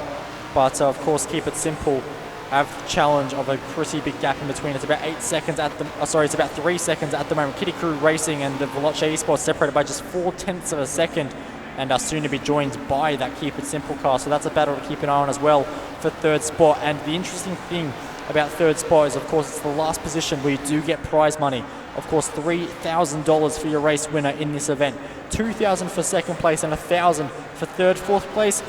You get nothing from the race apart from a bag of points. Exactly. So 3rd place is what they're all after, essentially, for the guys that we're seeing on screen. Of course, you want to be finishing 1st and 2nd, but that's out of the question for them at the moment. But again, we're going to run into a problem where they've got a very quick Porsche catching up to them lap by lap. So at the moment, they think they're fighting for a final podium position, but quite soon they're going to find out that actually that's not the case. It's going to be 4th, most likely. But great stuff on track at the moment from these guys. Yeah, it's beautiful to see, and 2 teams really pushing each other very hard at the moment. But it has to be said, Veloce are closing the gap down. Veloce have the pace at the moment, but do they have the time or the actual ability to find a way past? Of course, same car, same advantages, and we all know that famous saying that catching is one thing, passing is quite the other. Of course, Le Mans not short on overtaking opportunities though. This is not the Monaco Grand Prix. There are plenty of straights, plenty of hard braking zones. It is a fantastic circuit for racing. Absolutely, you can't ask for much more in terms of circuit. It's got long straights, big braking zones, plenty of opportunity for overtaking, nice fast sweeping corners to show off the ability of the cars, and slow twisty stuff to really try and catch them out, like this corner that we're seeing here. Yep, under the brakes into Mulsanne corner, you can see Veloce really hooking it in quite nicely. 28 seconds is the margin from the race leader, and actually they've managed to extend the lead just a tiny fraction from Keep It Simple. So maybe in the 2nd chicane or something down the Mulsanne chicane, just overshot a little bit, and that's hurt their speed. But when you consider there's still over 10 full laps to complete around this circuit, that is plenty of time for Keep It Simple, especially with the pace advantage we believe that car has. We believe it has around 1.5 seconds a lap. They only have to catch at a rate of 0.5 second a lap. So plenty of time still up the sleeve of Keep It Simple Racing, but still we look on board at Veloce Esports there, and hasn't really been able to close on this section of the track compared to Kitty Crew. So Kitty Crew maybe set their car up a little bit differently, so it works well on this back section of the circuit. Absolutely, we keep comparing the Porsche to the Sauber and how they differ and what their advantages are, but when you go to between the cars in terms of the Saubers alone, they've got the option to change the setup with it. So some will be going for the high downforce stuff, like we're in now, where they'll be gaining an advantage and hoping they can pull enough lap time out. So when they come to the straight where they're going to be struggling a little bit, they've got that buffer gap already. But it's interesting to see the gaps ebbing and flowing as they drive around the entirety of the circuit. Yeah, it certainly is, and of course this circuit has so many different characteristics. You've got your high-speed Porsche curves, you've got your medium-speed chicanes down the Mulsanne, and then you've got these horrifically slow and ever-tightening Ford chicanes as well. And you can see there that actually Veloce was very quick through the middle of that section, but didn't quite get the exit there. They lost a little bit of time there to Kitty Crew. And, well, if you're going to try and make a pass, it's the exit you need to be focusing on. Absolutely. It's such a difficult car to get a good exit with because there's so much power just waiting to be unleashed as they try and plant the throttle. So any little squirm, the car's got to try and sort itself out before it will actually go in a straight line. So it's difficult for them for sure. Yep, absolutely. So we'll have to see how this all pans out. And at the moment, the race is tightening up for your front few drivers. And we'll see if this can all pan out over the next few laps. Of course, you can see the Porsche in the background. They're still closing up. And I'd be a little bit worried if I was the Veloce Esports car, because you think you'd have to get the move done pretty soon so that you're actually able to build a margin so you don't get caught by the Porsche. Absolutely. I believe Bryn is down on the floor with some more information for us. Yeah, thanks very much, gents. I'm here. Kitty Crew, just to find out what's going on with them, because the restart, not ideal for you guys, but talk us through it. I think the restart went well just because we had such a rough go at it in the earlier part of the race. I think Zoom got caught up in some unfortunate incident and it set us back a bit. And the restart provided an opportunity to reset and regroup, and I think we've done the best that we could coming back out here. Absolutely. Now you're third at the moment, but keep it simple in fifth, are gaining on you and the guys in fourth at around maybe a second a lap. So they're going to be on you very, very quickly, if not already. Yeah, I think it's only a matter of time until Keep It Simple gets here. Tobin's on fire in this car, and they've got a great setup for it. But I think it'll be good for us if we could just draft with them and kind of work with them instead of against them and try to take advantage of that so we could pull away from Veloce. Now, absolutely, if I look at your results, fourth, third, first and sixth in the 4 races so far, so you've got a bit of money already. You've got $4,000 in your back pocket, which is quite nice. Is a podium your aim, or is it really just get as many points as you can, understanding that some of the other teams have got a faster car? The money for the races over the course of the event is great, but I think our eye is on the main prize, so the most important thing for us is just get as many points as possible and set ourselves up for the final. Right, well, good luck to you. And get some rest as well. Thank you very much indeed. There you go, some news from Kitty Crew. They are being caught by Keep It Simple. Looking up at the screen there, just trying to keep an eye on the time. 32 seconds back, Keep It Simple from the race leader. And I know the last time I checked, Kitty Crew were about 28. So they're around 4 seconds back at the moment. There you go, 2 seconds back now, if that. So they are right on them. This one is going to go very, very quickly. I think that Keep It Simple going to be on them before we know it. Back to both of you. Keep It Simple is definitely on them because they've just gone past the Veloce Esports car, almost wide through the Porsche curves, however. So a bit of a run there, and you can see Veloce Esports immediately trying to fight back, but it's going to be very difficult through these sections of corners. Of course, the Porsche curve's not a place you can really battle side by side the entire time. Of course, someone's going to have to yield at some point, so Keep It Simple, who now hold the fastest lap of the race, are on an absolute mission to hunt down this next car. But here comes a little bit of strategy, because we said these races, you can't do it from start to finish. You're going to need a pit stop. Veloce say now's the answer. Absolutely, we're just after halfway, so they're looking at basically cutting it even between the race length that they've got, whereas other guys are going longer, maybe just looking to try and burn it through the fuel, get a lighter car, try and pump those lap times in. But we've seen from earlier races, an undercut does work as well, so it'll be interesting to keep an eye on that car to see where it comes out compared to these guys who are going to be pitting later than them. Yeah, well, considering the race distance, it's actually a bit of a shock that not many drivers have come in earlier. Of course, we have seen drivers try and get undercuts. We're actually over halfway race distance in this already, so the team's leaving it quite late, or maybe some think perhaps they could even fuel save to the end. Of course, we don't know the exact margin of the stint length of these cars, but perhaps they think if we can just save just a little bit of lap, we can cut the pit stop off entirely. And of course, Williams Esports were in the pit stop there as well. So a lot just chopping and changing at the moment. Looking at Keep It Simple, and you can see already in the line of sight. Yeah, absolutely. They are on an absolute mission, as you mentioned. Tobin's on fire in that car. He's done most of the previous race in that Group 5. He's got a taste of this kind of the 70s, 80s cars, and he's loving it. So he's got people in his sights. He's had a difficult part to this race. Now, he's been taken out early on. He's had a penalty to deal with. He just wants to basically get through this traffic, essentially is what he would call it to himself, and try and get after Baguette Racing, who aren't out of the question yet, but again, it's still too close to call whether they're going to have enough lap time in that Porsche over the Sauber to close the gap, but if anyone's going to do it, he will.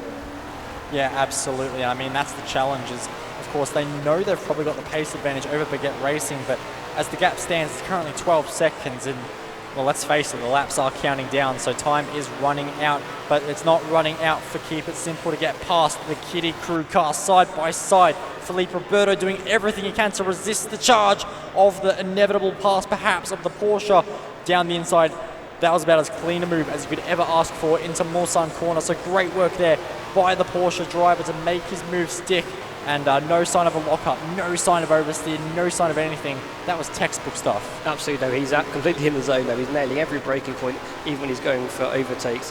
It's beautiful to see those nice overtakes like that where they make it look so easy. It really isn't easy to do, but they make it look so. Yeah, absolutely. So now targets are set on Baguette Racing, and well, I've sort of laid down the gauntlet here. I've suggested there's not perhaps enough time for them to get to the back of Baguette Racing, but the gap's already 11 seconds, so it's already a second less than when I stated the gap before. So they are closing.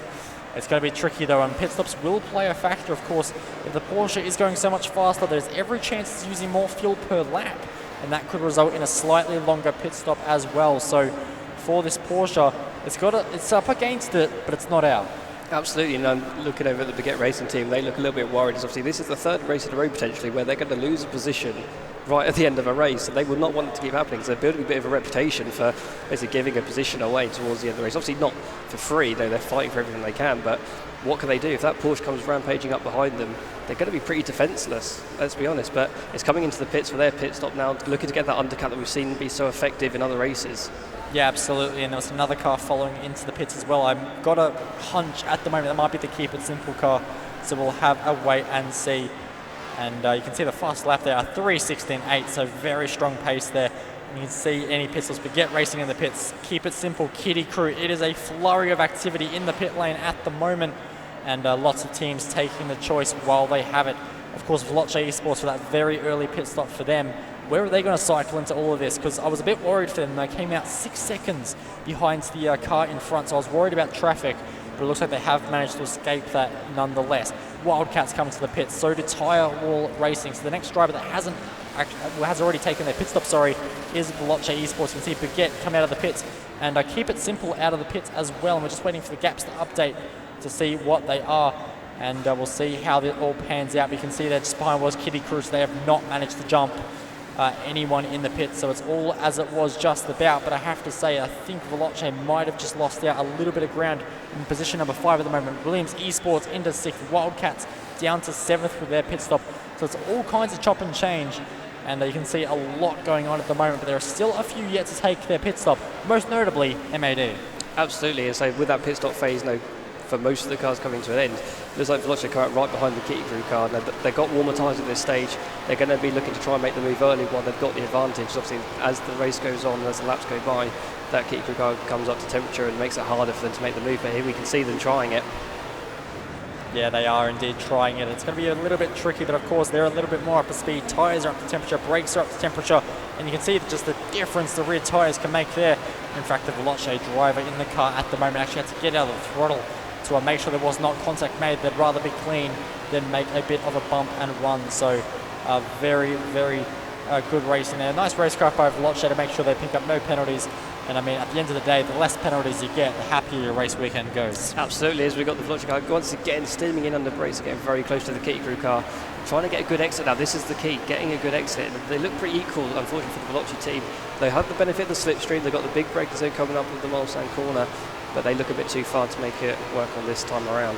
Yeah, we've seen some brave moves into Mulsanne throughout the night so far, but I think this one might be a little bit too brave, especially with how Veloce have been racing so far, keeping it nice and clean, and no penalties as of yet, and I'm sure they'll be trying to keep it that way as well. You can see the gorgeous sun there, but look at the run they've managed to get there, and you can see the car's just pulling and pulling and pulling. A nice squeeze to the inside there, not much room given, just enough to fit a Sauber C9 going at some 280 kilometers an hour as it accelerates towards Indianapolis, and a change of position. Veloce Esports get into 4th spot, but that's simply for points. There is no financial gain for them yet, unless they think they can hunt down 3rd, but they're not going to hunt down 3rd with that attitude. Sideways and into the gravel and rotated.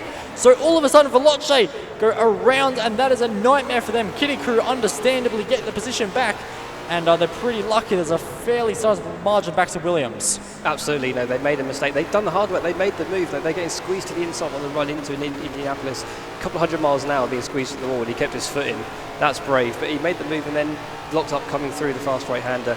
It's such a difficult corner. The camber's there, the compression's there, and you've got to change direction as well. So an easy mistake to make. I believe it's probably the same mistake that Williams made earlier in the race as well. So that's two cars to do it in the same type of car. It's unfortunate for them. It looks like that might be the end of their chance to try and grab fourth place in this race. And it's very interesting because, of course, at the moment we just put that down as an incident that determines a different race result. But you have to remember, when that comes down to race number 9, that's another second of advantage that they've potentially lost there. So all these little mistakes, and I know for a fact when it comes down to that 9th race of the night and the finale of the Le Mans Esports Series, where someone will walk away with a great share of a 100k prize pool, we're going to reflect on moments. Could they have done that better? Could that extra second make the difference? And I can bet the answer to the question, did that 1 second make the difference? It's probably going to be yes. Absolutely. You know, these guys want to be getting to the final race having had the best results possible and not wishing that they'd done things better. There's many of them that have made mistakes under their own accord. As far as we know, that was a mistake under their own accord. They looked like there was a gap between them, so I don't think there's any contact involved. So it's disappointing for them. And say 1 second doesn't sound like a lot, but it could be crucial. Yeah, absolutely. There you can see Daniel Nyman there just watching on the computer, and also Raceboy77 as they look on as their teammate makes sure that they can get the result that they need. Currently running position number 4. Like I said, no financial gain for that, but of course that is an extra second they put towards their race result in race number 9, where the big prizes are paid. Of course, this race was red flagged halfway through, so it is a slightly shorter race distance, and it's a 17-lap run in this second phase, 11 laps at the moment. Interesting that the Porsche up the road hasn't pulled away. It's still there. I don't know if they've got any issues or trouble or whatnot, but we expect that Porsche to take off after the Baguette car, and it hasn't. I don't know what's going on there. We'll have to keep an eye on it, but Kitty Crew, hunting them down whilst also still having Veloce not too far behind as well. Yeah, absolutely, and you can see that the gaps are all very, very close up at the moment. You can see, like you mentioned, that they're just not able to pull the margin. In fact, they're still staying with Keep It Simple as well in the slipstream. So it's all very, very tight at the front of this field, and a lot of drivers will be just sniffing an opportunity. Of course, we saw Veloce with that mistake just a couple of moments ago. If that happens to either one of these guys in front, well, it's still all kinds of game on, as I currently Keep It Simple running in position number 3, trying to close in on Baguette Racing, but it's just not quite happening at the moment. Yeah, so just hearing that, it looks like the Keep It Simple car's actually got to give a position back to the Kitty Crew Racing car. Not entirely sure of the reason why, but that's what we've been told. So that's why they've obviously backed off. But they're now in a position where they can't afford to give that position away in a certain place, because Veloce are right there waiting to pounce as well. So they don't want to give away 2 positions for the price of 1. No, absolutely. That is not what you want to be doing. So a redress of position there, potentially incoming, as you can see there in the bottom right of screen. Veloce Esports working hard at the wheel as they make their way through such a tricky part of the circuit. And there you go. There is the redress gained. And there is the redress gone completely horribly wrong. And I said seconds ago, things can change so quickly. You've got to be in the position to take advantage. What was that? It's that thing of they were so keen on making sure they didn't lose that extra position to Veloce that they'd obviously just misjudged the braking zone. A rare mistake from Toby. Everyone's been saying how good he is in this car, and unfortunately he's made an error at a critical point in the race, because all they had to do was give that position back, then they could easily re-overtake with the power of that Porsche, but instead they've now got 2 cars in front of them, and it's just turning, it's just going from worse to worse to worse for that team, it must be said. Yeah, absolutely. So it's definitely not down and out for them. Of course, we'll just keep an eye on the margins. 1.2 seconds between 3rd and 4th, and it's a further 5.4 seconds back to Keep It Simple. So 7 seconds with the pace of the Porsche. It's not impossible by any stretch of the imagination, but he has to be flawless from this point on. Exactly. With a mistake like that he knows is going to be his own fault, he's going to be seething in that cockpit. So he needs to make sure that he gets his head cooled and he can get the hammer down that he knows he can do. He knows he's got the pace and he knows he can beat these guys, but if he doesn't get rid of that thought of just making that mistake, he's not going to be able to do it. Yeah, absolutely. So we'll wait and see how this all unfolds. Of course, it's not over for 3rd yet either. Veloce Esports had that incident. They're still in with every chance of making this podium happen. Of course, you can see we're on board at the moment with him. And Keep It Simple have dropped behind Williams Esports. What has happened to Keep It Simple? They have made another error potentially, and Williams Esports are now benefiting from this. So there's so many ups and downs to this race at the moment. You think one team's doing well, and then it's just flipping this is sprint racing at its best almost. Yeah, I mean, misery loves company. You know, we've seen Williams make a few mistakes this race, and now looks like they've benefited from a mistake from one of their competitors who've made 2 mistakes within half a lap, really. It's strange to see. We can see the Keep It Simple car now, and it's dropped down to 6th place. We were talking about that car potentially trying to push for 2nd towards the end of the race. He's now in 6th. It changes so quickly. Yeah, absolutely. As you can see there, the Keep It Simple car working his way through the field. But whilst we're keeping our eye on the Keep It Simple car, it would be a perfect time to switch over to Britain, who has one of their drivers. So yeah, I'm here with Tobin. So it was looking all right at one stage for Keep It Simple. It's not gone quite to plan since. No, that was a bit of a disaster. But to be honest, like, it was just many events kind of happening, and it was all just a bit unfortunate. Some of it was out of our control, some of it was in our control. So it wasn't ideal. I'm not totally happy, but I'm just moving on. And it's not the first time doing this that I face adversity. So I've learned from previous events that the best way to get over it is to just move on, and that's exactly what we're doing. Just watching carnage on the track at the moment there. So you were in a position where you had to give one position back as a team, and that then turned into a bit of a problem for you because you have Veloce 2 cars back, so you gave the 1 car length back to 1 car, tried to stop Veloce getting in, missed a braking point, that caused a spin, and then sent you flying back up the order, down the order. Yeah, I mean, yeah, it is what it is, but you know, it's we'll get through it. That's all we can do. Yeah, and I'm just looking now at your 5th.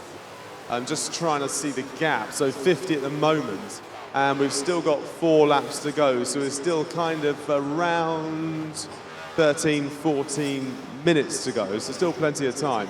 49.5, 50. So you're right on them at the minute. You're almost back up to 4th. So you could snatch 4th and maybe 3rd. It's not over yet. Yeah, if we do, it would be hilarious. Like, we've gone from 1st to last to 1st, blah, blah, blah, blah. We've been all over the grid, we've been exploring. So hopefully we end up high up. Yeah, I'd quite like to see a graph of how you've gone in this race. Well done anyway, we'll come back to you in a bit, but well done for your stint. Back to you, gents. Yep, and there has been quite a fair bit of a development as we have had carnage down at Mulsanne Corner and the end of the 13th lap. And of course, we have a penalty now for Veloce Esports. Harry, it was a very hectic few moments. What did you see from your perspective? I think it looked like the Veloce cars tried to make the move up the inside, under braking through Mulsanne Corner, and I think they've just gotten a bit hot, and the Kit Crew cars turned in, left them room, but the Veloce cars just gone steaming in, tagged him on the rear, spun him round, and he's dropped Kit Crew down the order, so they've rightly got the penalty for it and had to serve that now. Yeah, absolutely. So that's why we see Veloce Esports taking their penalty. But what it has done is promoted Williams Esports into 3rd, which is a fantastic result for them. But there is one glaring issue. There's a very quick Porsche behind it. Yes, and we know that Porsche's been through hell and high water by the sounds of it, listening to Tobin who was speaking earlier. So it's a tough job for that Williams to try and hold on to, but they've managed to get back into position. They were down at 8th at one point. They've also had highs and lows. Lows at the start, and now it's coming good for them when they find themselves in a podium position, but we're going to have to see how long that will last with that rampaging Peugeot behind them. Absolutely. The look at Fabien Piffet, and you can see just already turning into the corner behind, there is the Porsche. It's extremely close. 2 seconds is the margin between the two, and this could go right down to the final lap. And this is going to be very, very exciting. Williams Esports struggled a little bit throughout this event. Of course, you were commentating earlier in the LMP1 race at Silverstone where they were looking so strong, but it all went a little bit wrong. Surely lightning can't strike twice. You'd hope not, but obviously it's been a massive beneficiary to Keep It Simple. We were just talking about how they dropped down to 6th, and then 2 cars in front of them that were probably out of reach make contact, have to drop back, and they find themselves in 4th. Now looking at a podium position again. It's just chopping and changing so quickly. It's hard to keep on top of, but they just haven't behaved themselves since the race started. We saw on the first lap we had 2 incidents, and then as the race has gone on, they just kept at it, and it's crazy. We haven't seen this kind of action throughout the entire series, but this race they've decided to just let the shackles loose, basically. Absolutely, but there must be so much pressure on Fabien Piffet at this moment in time. Now, I don't know about you, but when I'm doing a race like this and I know the guy behind me is closing, you know, you've obviously got the heads-up display and everything. I'll often turn the mirror off, just try and block out the surroundings. What else can the driver do to just mentally block the car that's hunting them down? It's so difficult. They could only focus on what's in front of them at that point. they've got to drive as quickly as they can drive, but there's going to come a point where they're defenceless against that Peugeot and the power it has. So it's difficult because you don't want to focus on the car behind, but you need to make sure that you're aware of where it is, and if it's close enough to make a move, you need to make sure you're prepared for it. But at this point in time, with the car differences, it's going to be extremely difficult for them to put up any kind of meaningful defence and prevent the overtake happening. Yeah, absolutely. And for Williams, it could just be a case of trying to play it a little bit safe. They have had some rough results as of late, and the two cars behind have been relatively close behind as well. So it's only about 5 seconds behind Williams Esports are another two cars. So they can't afford to get caught up in an incident like Veloce did. They need to make sure they keep it simple, make sure they keep it clean, and they should be able to walk over at least the top 4 finish. But ideally, they'd want that podium. Absolutely. So we've got on screen now the Peugeot that has been through the wars. It's always in a position where it seems to be overtaking the same cars. It gets in front of them, finds itself losing the positions again, and then has to try and re-overtake them. It's always lurking in the back of a picture. Whenever we're watching a battle, there's always that Peugeot in the background. But they're running out of time. We've got like 14 of 17. It's coming to crunch time. It most definitely is going down to crunch time. It's very, very close here on circuit as the laps continue to wind down. A 3:16.8, still the quickest lap by Keep It Simple. And you can see they're working their way through the first chicane. In fact, the gap has extended by 0.3 of a second, which is not what you perhaps would have expected. So perhaps Yorioki is just struggling a little bit in the car, or maybe, of course, we've seen him involved in some incidents. Damage could be playing a factor here. Absolutely. You can see visually that there's some bumps and scrapes on it. They've been involved in a fair share of incidents, but we're up to a point where they have got another driver in. Toby done a lot of the race, but they haven't got a driver in who isn't as strong as him. And that might be what's causing this issue where the Kitty Crew racing car behind them isn't out of the question either. If they're not performing where they should be, they're not safe in 4th place, so they have to be moving forward. Yeah, they most definitely do, but you can see that Keep It Simple. Well, they're trying to keep it simple, but the race has been anything but, unfortunately for them, as the margin actually extending out once again. So Keep It Simple, maybe just having to drive with a wounded car, and it's just a case of holding on to this 4th spot, but you never know. Of course, sometimes when it comes to those final few laps, there's an extra spark from the driver. They just get an extra bit of motivation to really push the limits of the car and make something happen. Kitty Crew and Veloce Esports are very, very much lurking in the background as well. So there's a lot to play here for Williams Esports in particular. They can't get too risky, and I'm interested to see what they do as the gap finally begins to come down as it grows, it lessens by half a second. Yeah, the gap just seems to be yo-yoing. That Keep It Simple car seems to be falling back to the Kitty Crew racing, then all of a sudden it'll gain a bit of speed and look to catch the Williams Esports car. It's so difficult for us to judge as to where they're actually going to be going, whether they're forwards or backwards, but at the moment they seem to have got things under control, and it looks like they're looking to move forward at this point. Yeah, that's the aim for them, of course, but MAD Motorsports not looking too challenged at all. As we sort of mentioned earlier, we were very worried for them. We thought they could have had some kind of issue. They've actually now managed to build pretty much the exact margin they had before. Again, so much more confidence for these drivers coming into these last few races, because we're not building into the Le Mans Esports Series anymore. We're building down. We're getting to that crunch point where every point does matter, and if you're going to win this series, you've got to start making your moves now. And MAD, they started strong. Race 3 and 4 wasn't their best. This is a chance for them to rebuild that momentum and really start on for a flyer towards the end of this season, because I do believe they may have actually gone for the Porsche. Don't quote me. I think they might have gone for the Porsche and GTE. If that's the case, that's going to be a bit of a struggle. They need to build their margin now. That's the key point. They pick these cars to potentially be in a position where if they are in the car that isn't the M8 for the GT, which we understand to be the quickest car, they're in a position where, although they might not have the fastest car in that final race where the $25,000 is available for the winner, it's a case of they might have a big enough gap in championship points where they don't need to worry about not having the fastest car. The M8 won't have enough time to catch them over the race distance. So it's another factor of not just having the right car for the race, it's a case of how you get to the final race and where your championship points allow you to start in comparison to your rivals. Yeah, absolutely. And if you can't build that margin, well, it's going to be awfully tricky. But of course, I think the biggest margin we heard was even possible was a 40-second margin. And if you're losing 2 laps, or 2 seconds a lap over an hour-and-a-half race, you're probably going to be caught anyway. So there's a lot of pressure on all of these drivers to make sure they're maximizing everything they've got on board with Keep It Simple. And the gap comes down to 1.2 seconds.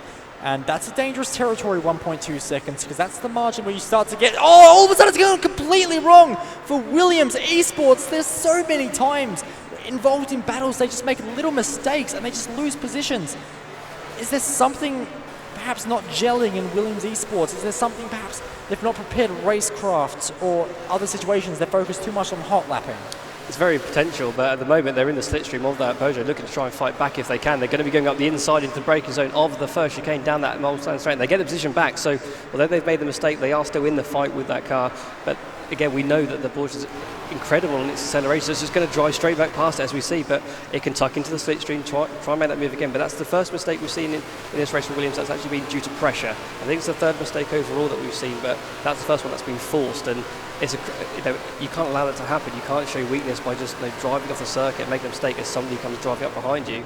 Oh, that is a massively audacious move, and they made contact potentially, or was that just the locking of the rear brakes there? By Keep It Simple, it was very hard to tell from that view. I almost think that was just Keep It Simple, locking the rear tyres. I don't know if there was contact there.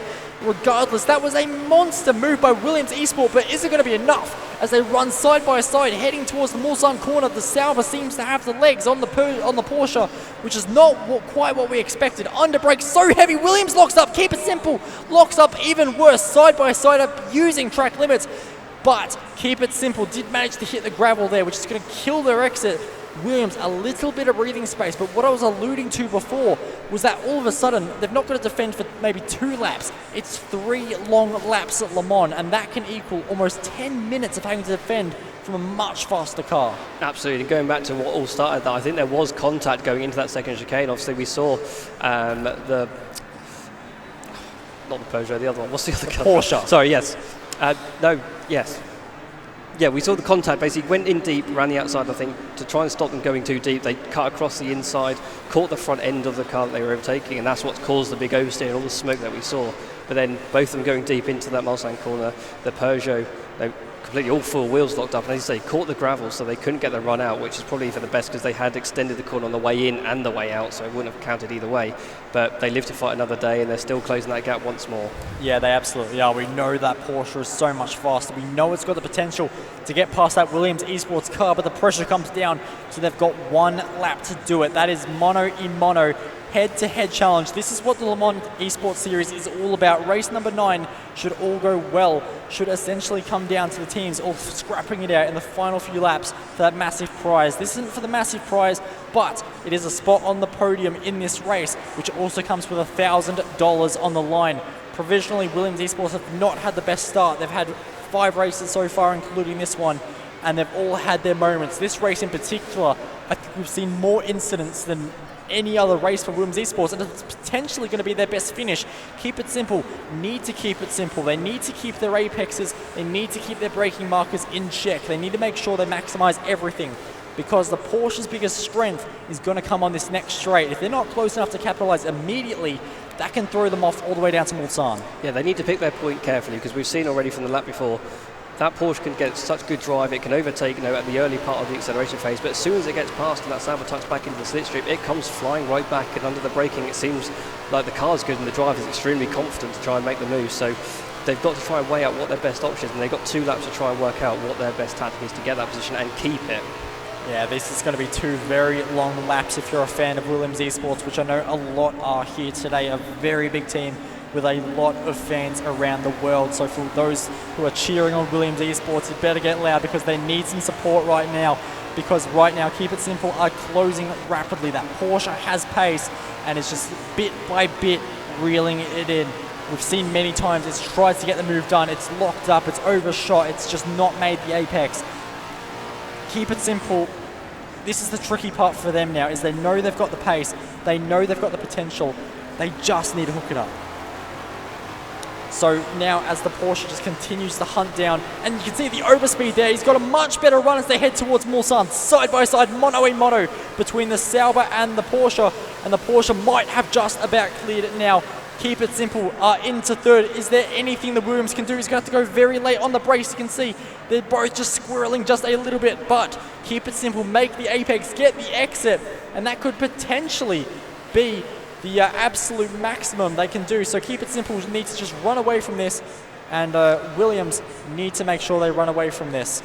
And Williams, 4th is still a great chunk of points. They need points at this point to Williams. So losing out on that $1,000, losing out on that podium provisionally, assuming no mistakes from Keep It Simple, is a shame, but they need those points. Yeah, no, at this point, no, it's going to be very difficult for them to try and make that move back, and if they do, they're risking a 4th place, which is very much needed for them, because at this point, yes, money is involved, and the early part of the championship, they can maybe afford to try a few things because they've got a long way to go. Now they need to be focusing on just bringing the points home and keeping them safe so that they're in good position for the final race of the series. Well, absolutely, and speaking of final, we have our race leader on the final lap of the race, now 17 of 17 of what should have originally been a 33-lap race. Of course, there was that red flag incident at the start, which was perhaps one of the highlights of this race and really turns it on its head. So this has been an amazing middle part of the race. It's actually kind of ironic that of all the races to have that red flag situation cut it in half, it was the halfway mark of this race, because darkness has descended at Circuit de la Sarthe for our competitors. It is dark outside and it is getting pretty dark on track too, but the action is not. It is only lighting up at the moment as these two cars will head onto the final lap, and you can see Williams Esports have not thrown in the towel. They've not given this up yet. No, absolutely, and they're in a good part of the track for them, and they're going to be in prime position to pick up a slipstream down that back straight with the chicane, so they're in a good position. They need to try and make it stick though, and see a little mistake there from Keep It Simple allows the Williams car to close right up again, so I don't think they could ask for a better position to be in if they were actually behind like they are, so if they're going to do it, now's the time. Well, there's one key corner that Williams Esports need to make sure they get right. Fabien Piffet there in the Williams Esports car. His goal is this corner. Tetre Rouge, an ultra-quick right-hander. Get on the power as soon as he can. Really build that momentum down the Mulsanne straight. And he's done a very good job at it, it has to be said. You can see that is perfect in the slipstream. This is on the final lap for your last spot on the podium in race number 5, and $1,000 on the line as well. This is coming right down to it, and it's Keep It Simple versus Williams Esports.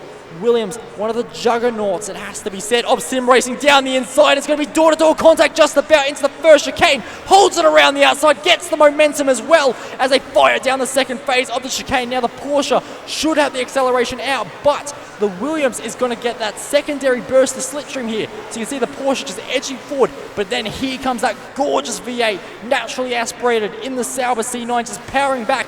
We've seen him go around the outside before, doesn't even need to. He's got him cleared into the second chicane. That car is so good on the brakes and the driver is so confident in doing it. It's incredible. We know that Porsche's good acceleration. It's going to be the same scenario again, and it's going to come down to the Mulsanne corner. They're going to be fighting out tooth and nail once more. Yeah, they absolutely are, and you can see a battle in the background there as well, but this is the one we have to keep an eye on. $1,000 on the line, and of course a spot on the podium in race number 5 and crucial points into the championship. We've seen Williams go for moves here. He goes for the outside, very audacious. That is brilliant on the brakes. Side-by-side contact is made as they try and fire their way out of Mulsanne corner. Now on the run all the way down into Indianapolis. It's a very tricky section of the circuit. You can see there's a bit of a margin there for that Williams Esports car to chase down, which is going to be very, very tricky. We got a very brief shot there of MAD Motorsport. They have done a fantastic job. They've handled the pressure, the red flag situation. They handled having to do the restart. They handled managing to get that initial jump. They did everything perfectly. And ladies and gentlemen, put your hands together for the 3rd time tonight. MAD Motorsport are going to bring it across the line in position number 1. Mariano Okana takes the race win. 2nd place, Baguette. And who is going to be in 3rd place? It is coming down between Keep It Simple and Williams Esport. Keep It Simple, they've got the lead at the moment. They've got a decent sized gap. One mistake though, one wrong turn in point. We know how good the Sauber is. It could just close in and close in even more. But Keep It Simple, they've got to do what their team name says. Keep it simple, make sure they do what they have to. The Porsche was favoured to be the car to have. They had to work for it in the end to get this podium. Race number 5 has gone down as an absolute classic already in this Le Mans Esports Series Season 1, live at location at Circuit de la Sarthe, Le Mans. It's about to hit midnight here at the circuit in just an hour's time, and we have seen an absolutely brilliant race. Ladies and gentlemen, a brilliant fight. 3rd place goes to Keep It Simple. Williams Esport, a fantastic fight. Iori Oki takes that from Fabien Piffet, and Veloce Esports narrowly getting a top 5. Harry, that was brilliant. It absolutely was. I mean, shout out to those guys at MAD Motorsport. We didn't see much of them at all during that second part of the race, and that's because they just made it look so easy. They just drove off into the distance, kept their nose clean, and done the job basically. And again, same for Baguette Racing. In that Sauber, let's not forget, they were only 20 seconds or so off the leaders and still over half a minute ahead of the next Sauber. We know there was obviously a lot of controversy during the race between lots of different cars, so a great result for them, and what a battle for the final podium position we had. That was fantastic, and that was a massive moment there for Keep It Simple. But of course, we will have interviews in just a few moments' time with your race winners as well. So, MAD Motorsport, they're proving themselves to be quite the force. That's a third win now in 5 races. That's a fantastic hit rate of over 50%, 60%. Absolutely, and I think Bryn's with them now to try and get their reaction from that incredible race. 60% there. 117.11.1. That's your finishing positions. So far, $6,000 is what your team have earned. Well done for that race. Talk us through it. It was an incredible race because I was so nervous before racing. So for us, it's a comeback because from the 11th place from the last race to the first, that will help us to be almost in the top 3 in the championship right now. Right, and if I talk to the rest of the team as well. So having to sit there and kind of be helpless, really, just watch what's going on. It's a really hard thing, isn't it? Because you're there, you can't do much. There are people around, drivers around that are tired now. Fatigue is really starting to settle in. Yeah, it is actually a very terrible feeling. But I am extremely glad that we got it over the line and another race win. Absolutely, 3 race wins. I mean, this is becoming a bit of a habit for you, a good habit after that little pause there. So, from the point of the restart, that was hard. It's a hard thing to do. A restart's always a hard thing to do because you have to start working again. You have to build what you may have had. You have to kind of reset and go again. But it also gives you a few moments. There's 5-10 minutes there where you got to just sit and not have to worry about anything. Yeah, so obviously I didn't race this race, so I went for a bit of a walk, had a bit of food, came back and saw that the lobby had crashed. So I kept track of the gap that Box had built, which is amazing. And the restart, well, worked to our favor a little bit because Box managed to get it off the line, managed to build a gap again, which was really good, whereas our compadres over at Keep It Simple had a bit more issues for one reason or another, and them being our main rivals. It did work to our favor a little bit. Listen, you've got to get ready for the next race because they're coming thick and fast now. We're into a 3-hour one next. We've had quite a lot of racing, 11 hours worth of racing here. We're moving on to the next race starting very, very soon. It is a 3-hour race. We're off to Spa for the Modern GTE. But if you wondered how we got to this stage, 20,000 people entered to get here, 36 made it. Here's how.